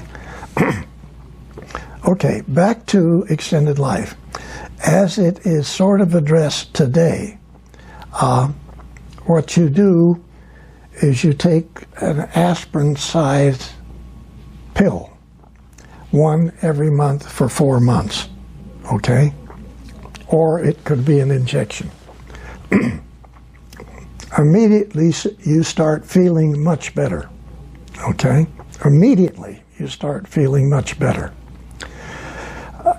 At the end of, or probably way before 4 months, the guys revert back to the latest number is 29. I've heard 23, I've heard all different dates, but say you go back to 29. So you've got everything physically that you had at that age, muscular, everything. And the young ladies go back to 21, okay? You have everything that you had at that point, plus you have a minimum of 400% greater capability of your brain, okay? Okay, so that you have said that on other shows. Now I want to know, again, what's their relationship with you? Are you going to take one of those pills one of these days? I want to sign up for the program. You do? Yeah, I want to sign up with the program. I want my wife to sign up for Okay. it. I want my son to sign up. I want my daughter and their families to sign up, okay? But is there a but in there somewhere, or is that fine, or have you gotten an, okay on that? Or? I haven't been able to sign up yet, Oh. okay? But I'm just saying that's a very real program. It has accomplished both men and women to move partway back, not the full 400% of the mind, but like 350, okay? The plan is 400% maximum, maybe 800% greater use of the brain. Obviously, what the Nordics are already using, okay? Because the Nordic guys and girls go to 3,400 years. Come on, comparable years. So this is, again, part of our problem here, because we're being taught by the reptilians lies.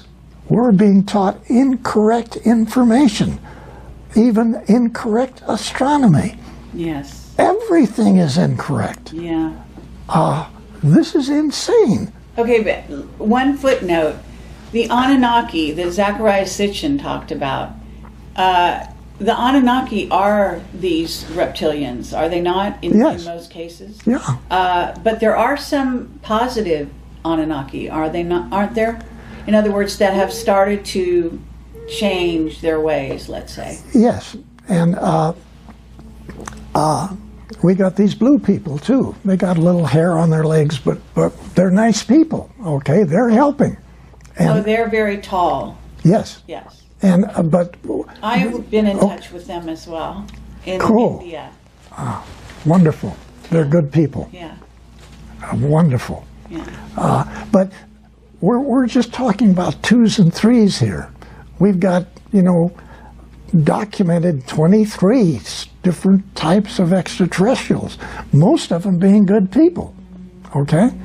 But then we've got these massive capability with facilities of the Draco extraterrestrial side that, they're controlling. And they don't just control this planet, we're just one of their planets that they control. Is Mars under their rule or not? Because I know we have bases on Mars, Yeah, right? yes. And so I one of the whistleblowers out there says there are wars going on because there are different bases on Mars between those bases. Okay, and yes, many people, including myself, have watched partial wars with vehicles diving on top of other vehicles from the coast right here, halfway between Long Beach and Catalina Island. Oh, sure. 4 or 5 o'clock in the afternoon. 2008, 2009, both. Okay? Watched them both. One of my witnesses was killed. He was the guy who ran iPod.org. It's a website that was out there, and he had set up a camera on his balcony and filmed wars at night over the skies in LA and off the coast. Yeah, it's unbelievable. And eventually they killed him. Yeah. Now, of course, it's the Dracos or whoever that killed him, right? Yes. So let me just ask you, do you feel that you're psychic enough to look at someone and know if they're Draco or not, or reptilian and shapeshifted? I have said that I don't have that ability. I at times pick it up. Right. Okay? But I don't have that expertise. Okay. But I can, for some reason, I know that SOB that was right down the hallway, right here when we came in, could be a problem. Oh, wow. And I don't know why he was down the hall. We sort of were on the run to get in here because you wanted to get started. Sure. I saw him. Okay? That's great. And I don't know what that was. Yeah. No, He knew you were here. Yes. Oh, come on. We're so surveilled. It's crazy. Yeah. No. Well, I want to talk about AI as well. And I don't know if we're completely done with this reverse aging idea. Well, I think it's far enough to say that that's real. Yes. That within supposedly less than 24 months, that program is going to be available to some people. Now, if you have enough money and if you have enough facilities, maybe you can get on the list first. Okay? I don't know how that's going to work. Right. Well, there's also a spiritual component to all of this that we haven't really dealt with yet. But I also, I have so many questions, and I know that you probably have a few. So I want to give you some time. So at a certain point, we got to manage our time. Okay. So one last question in regard to this whole sort of scenario in, Draco, reptilians, etc. Mark Richards talks about the raptors as being a group of reptilians that went off planet after the dinosaurs. That when they said the dinosaurs went extinct, they didn't actually go extinct, but they're a certain group of them, from what I understand, went underground and stayed here, and then a certain group actually left the planet, and they're called the raptors. Have you ever heard about the raptors? I've only heard what you just said. Okay, and that they have aligned themselves now with our Navy and Air Force. They're closest to the Air Force, and that they're working with us because their queen was basically told, in essence, that their trajectory of their race would be more positive if they align themselves with humans in a positive way instead of continuing to eat us. Okay, I guess I don't know that. I'm not familiar enough with it. But you do know that reptilians and Draco, the blood sacrifices, the whole Luciferian thing, the kids being killed and eaten, that humans have been eaten and taken off planet, et cetera, and used for slaves in other colonies, etc. I hate to say that, but that's far worse than what you've just said. It's far worse. Yes, far worse. Far worse, yeah. And that the whole blood situation is it's unbelievable, and right. I don't know how we say that to the public. I don't know how. Wait a minute, just a second. On that part of this whole subject, to me, if we get into that, and I know all about it, okay? All right. Far more than you know. Sure, all right? I'm sure. When we get into that, if we release it, 70–80% of everybody that listens to your program is going to say, you're smoking pot. I don't believe that, and I don't believe anything you people talk about on extraterrestrial. And it's going to kill what disclosure is trying to do. That's my opinion. But you know the pedophilia is starting to be exposed everywhere. You know that much is coming out. Oh, yeah. But you know the part that I don't want to talk about. I hear you. Okay? Yeah. Saying as much as you said right now is actually great. Okay. You know what I mean? Yes. Because you basically are, anyone who's hearing everything else you say is going to have to come to home with this. And if they want to know more, it's out there. It's more and more, it's out there. Yeah. Now, I'm not going to speak for Bob, but Bob Wood, Dr. Wood, who's worked with me on my book, okay? Yes. He's a genius.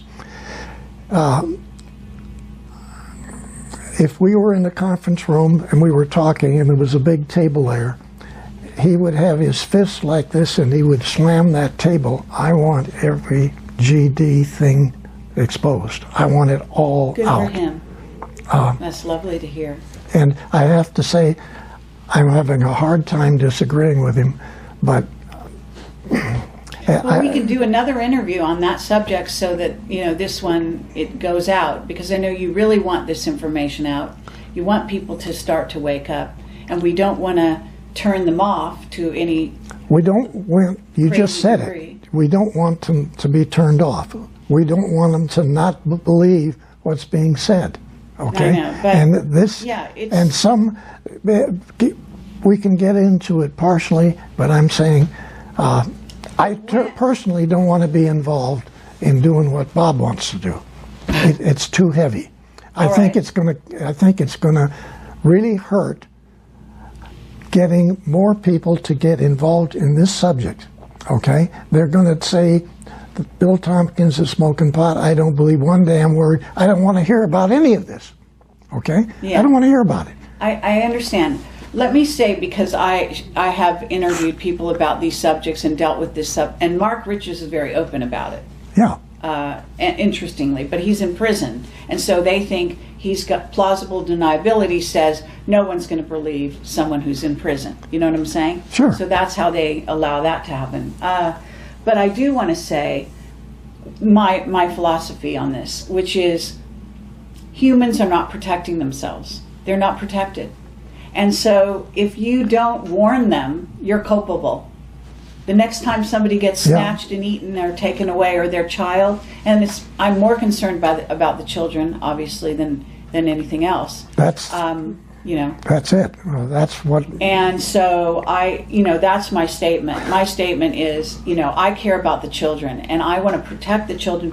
How can you protect a child? You must tell them. You must tell their parents what's happening, what's really going on this planet.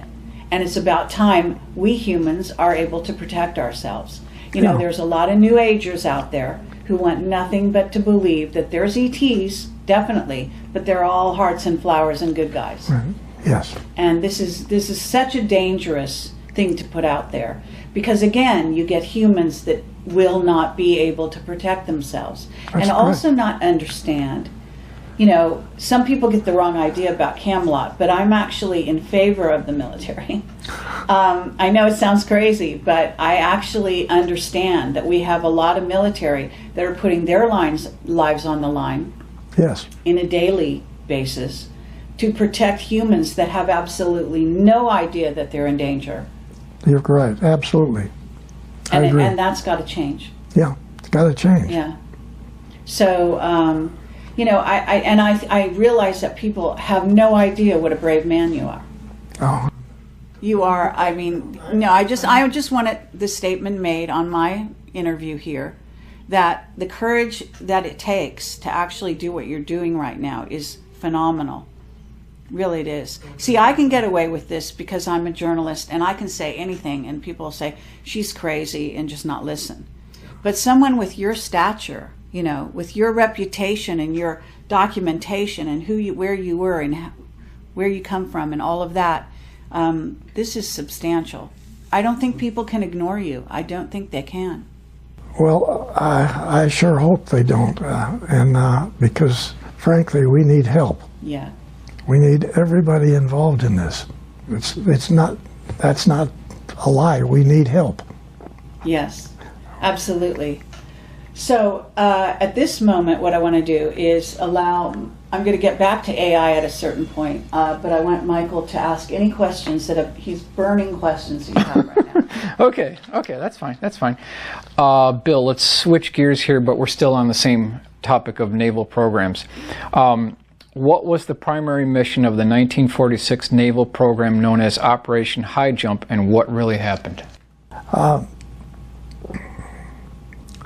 Very interesting. Essentially, the World War II had ended. We didn't win. It's just sort of ended. And the Navy had been involved with the German facilities in Antarctica and the Draco reptilian facilities in caverns in the Antarctica. And this program was well accepted. And then when Paperclip took place, this is where many of the German elite technical people left Germany and went to their facilities in Antarctica. Some of them went to Russia, some went to England, and a large number of them, Von Braun and Dr. Debus and their people, came to the United States. So there's an admiral called Admiral Nimitz, and he got with another Navy admiral, and they formed the largest U.S. Navy battle group that we had ever had, with the number of ships and the number of facilities, personnel. There was over 400 airplanes involved.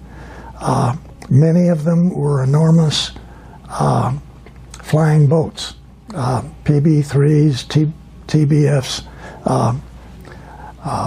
which were all in this battle group that went to our South Pole to clean up the mess down there. Okay. There are large tunnels underneath the water all around Antarctica, where the Germans, with very, very large truck submarines, had been taking facilities from Germany to Antarctica, the facilities in Antarctica. So everybody said, we got Paperclip here in the United States, but you don't realize that 60–70%, even slave labor personnel, were put in these submarines and taken back to Antarctica through these big tunnels to very large facilities. So yes, there were extraterrestrial UFOs there too, and there were some production German UFOs also. So when we got within what you would call battle range of Antarctica, we had already flown half of our aircraft to the other side of Antarctica with the facilities to enter the mainland from the other side. We were going to come in from essentially the Pacific side. So UFOs came up out of the ocean at both sides. They eliminated every aircraft, including all of the helicopters. flying boats. Every aircraft we had were eliminated in about 20 minutes. We had already started operations, landing type operations. And those ships and all those personnel were sunk. They ended up going to the bottom of the ocean off of the coast. So Admiral Byrd and Admiral Nimitz, with the tail between their legs, took off back to the United States as fast as they could go, okay? And never went back. A little bit like going to the moon and never coming back, okay? So that mission obviously failed to do any damage because they were supposed to go out there, pick up a bunch of prisoners, bring them back, and then blow up all of the facilities with this massive U.S. Navy battle group. And we didn't do that. We came back and we're not going to do that again. I think that basically says what the mission was and what happened, okay? And essentially, you haven't gone back again since, and you probably never will. So you don't have the capability to fight the Draco reptilian technical capabilities. But there are people going there. Yes. There are military going there. Yes. And they have also a telescope there that's supposed to be specially stationed to look for the incoming of Planet X or Nibiru or whatever. Well, they have a facility there like you have, your Air Force has at the Offutt Air Force Base in Omaha, Nebraska. There's a picture, a drawing that I made in the front of the book where it shows the command center, which is not a command center. What it is, it's a receiving center for information in this part of the galaxy, right, for us. And then you have a separate command center that the Air Force has in that big mountain range.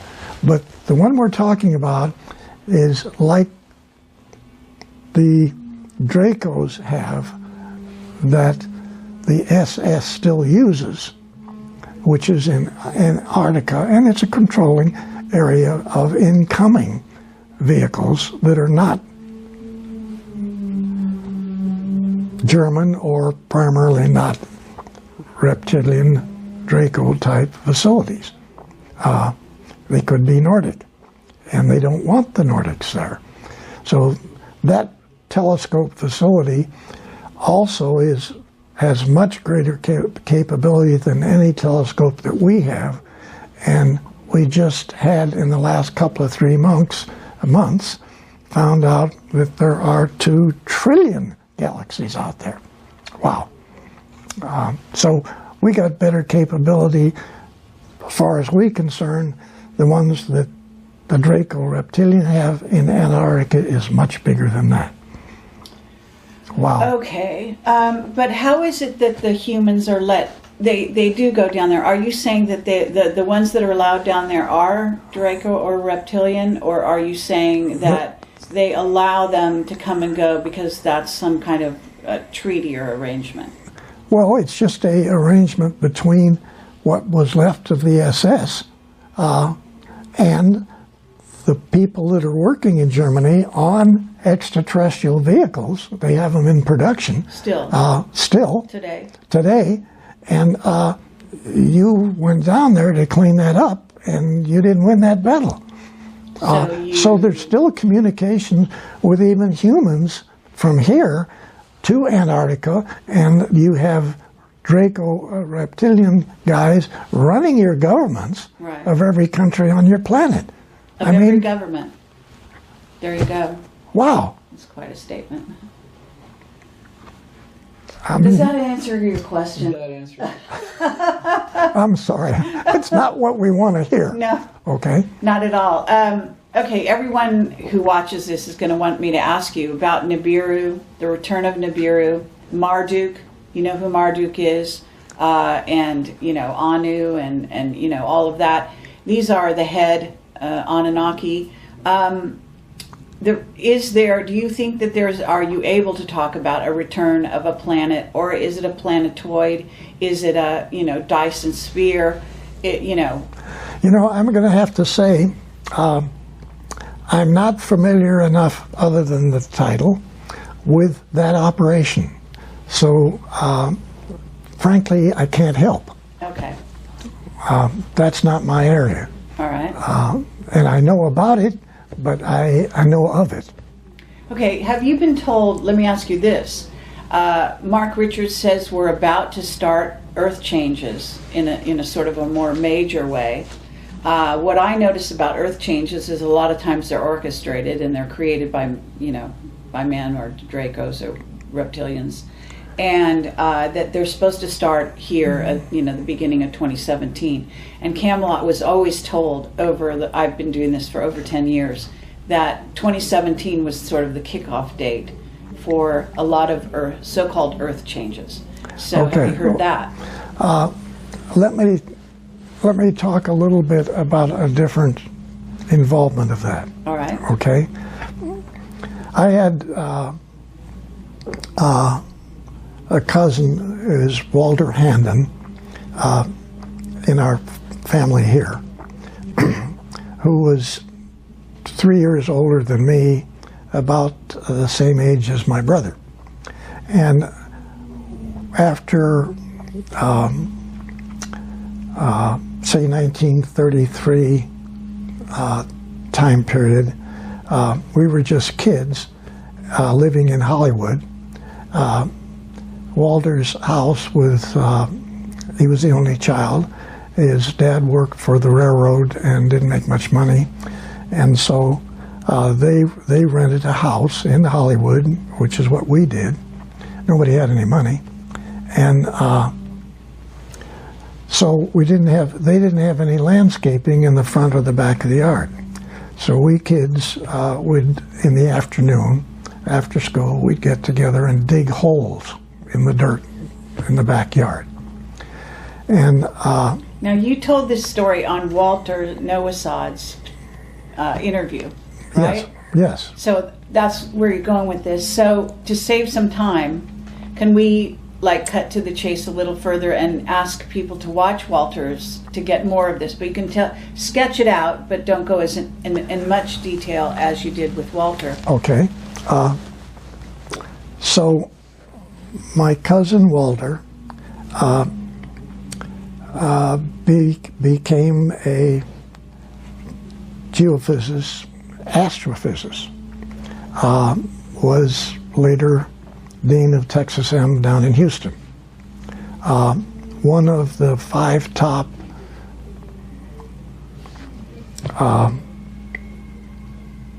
astrophysicists, I guess, in the country. And so he continued to come to California, and he would stay with us. We were living in San Fernando Valley, and I was working at TRW, and he was a consultant to TRW. And so TRW had astronomy and every other technical field going, with many different sub-laboratories working on it. And so we were very, very aware of the problems geologically with planet Earth. And this gets into not just Noah's problem, where he had the flood and he took care of it quite well, but there had been 7 floods since Noah's flood, and one of those was really bad. But what takes place here, and is a little hard to visualize, way back, the planet only had one continent. And as we know, those continents Well, the planet was trying to fix its uneven rotation. So the planet separated into different continents. So what's taking place since then, on every so many years since that took place, two major things take place. Well, three, I'm sorry. One is that every so many years, the planet has literally dozens and dozens of volcanoes all running at the same time from Alaska down the Pacific coast to the Pacific coast of South America. They're Ring of Fire, what's called. And they have these continuous volcanoes all going. Fouls up the atmosphere on the planet to where a lot of people don't make it. A lot of fish don't make it. Now, then separately, we have this situation where we have earthquakes. Some of these are really bad. Then the third thing is the real problem. Today, as we're talking, the Pacific plate is climbing up on top of the American plate, which would be United States, and it's getting ready to push it down into the magma. And the same thing will happen in South America too. It'll climb up over South America and push the Andes and everything on down into the magma. So not too many people live through these kinds of events. So essentially, planet Earth is not a really choice place to live from the geology standpoint.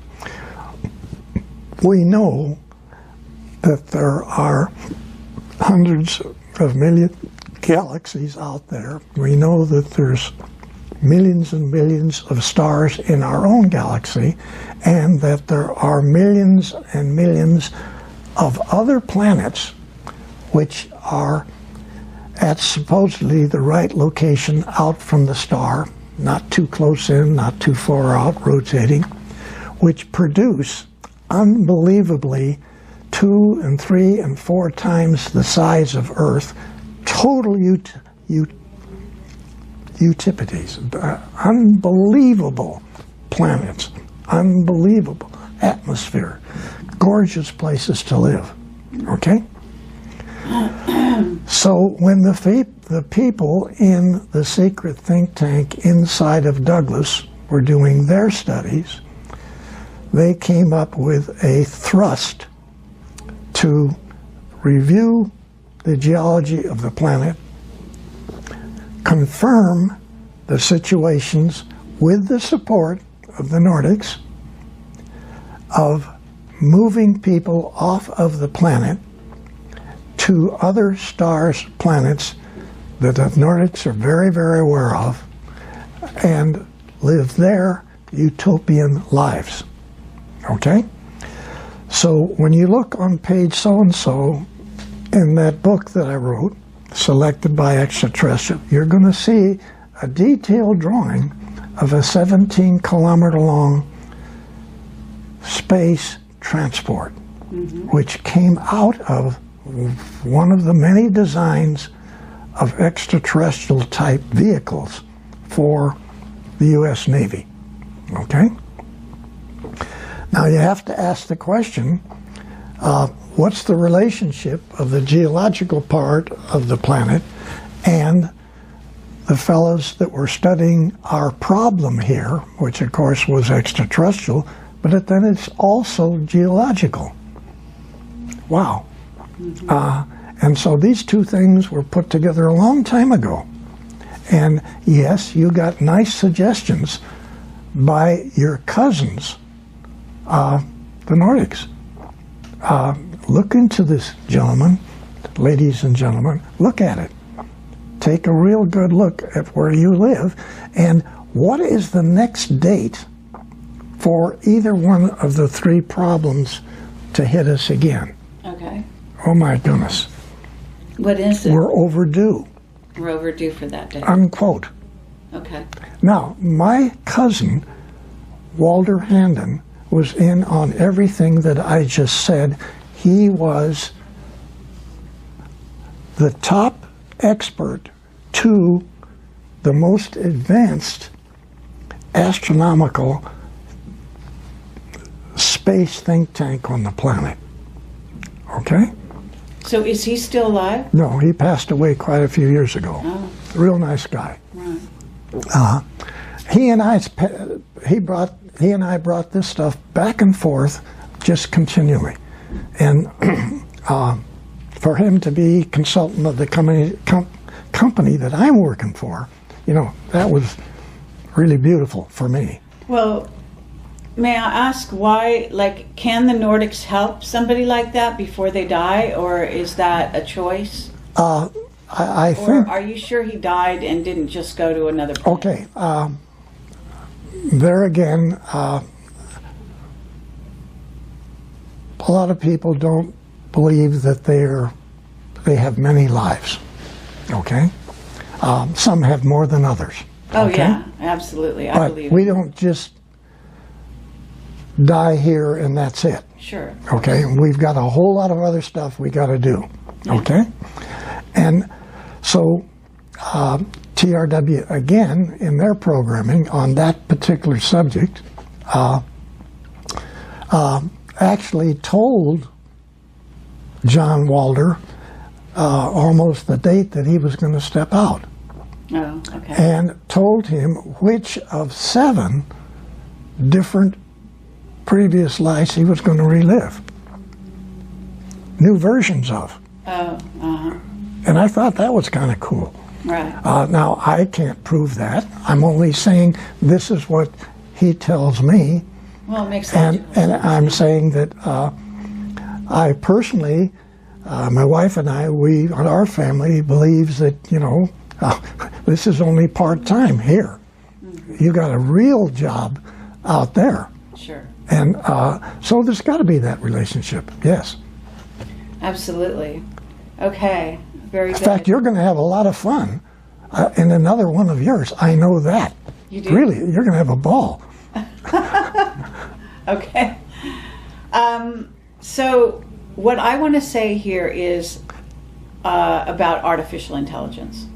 Because when I dealt with Mark, we know the reptilian and the Draco threat and all of that. Yes. And other ET races as well, of which there are many that are still, you know, negatively, what I would call negatively based. And maybe as big a threat as they are. The chromaton comes to mind, the dragon moths, and there's also some other very diabolical creatures that even the Draco and the reptilians fear. Yes. From what I hear. Yes, that's correct. Okay. Absolutely. All right. And what about artificial intelligence? Isn't that a threat? I mean, I was told by Mark that there are some positive artificial intelligence out there, but that we do have incoming races of beings that are actually artificially intelligent, you know. Yeah, you can't even see them. There are some invisible ones, yes, he Yeah, said that. you can't even see them. Intelligence. So you've dealt with this? Yes. Yeah? No question. And maybe not 1 or 2, maybe like thousands. Oh, really? Okay, with agendas. Yes. And unfortunately, again, both pro and con. Right. White hats and black hats. Yes. And some of them are essentially supporting Draco reptilian type of missions, Sure. and some of them are helping Nordic and the blue people. Okay, the blue guys are really good people, really. Yeah, they're. Okay. Yes, I agree with that. So You know. Wait a minute. This little dissertation right here yes. has been fun for me. Oh, good. I'm like having fun Excellent. with you hitting on me. With this, you're trying to bang me. You're trying to hit me over the head. And really, you know so much about this subject. It's unreal. Oh, that's I just have to say, I have to say, well, coming from you, that's saying no, a lot. I have to say, you're beautiful. You really know what's going on. Thank you. Thank you. Thank you. Really. Well, you know who I have to thank. Okay. So I'm not going to take all the credit there. But thank you. That's lovely Yes. to say. Thank you very much. Okay. What are we on time? What time did you want to get out of here? It's 2 o'clock. It's 2 o'clock. Okay. So we have kept you for a very long time. Okay. I can wrap this up here. I think Okay. maybe this is plenty of time for a person of your age, even Okay. though you're not always going to be this Yeah. age. Yeah. Get Right. that? But so I guess cameras are still rolling, and I guess we should wrap this up. And I want to say thank you I very love much. you. Love you. Love you, and Okay. thank you for your Yeah. service to humanity. Okay. Okay? Appreciate it. And I mean that from the bottom of my heart and the top of my heart. And Michael, thank you so much. Yeah, I thank know you, you've been Michael. A bit slighted, but your presence Yeah. has been very welcome. Thank you. And we'll try to do this again sometime Okay. if you're willing. Yeah. Okay.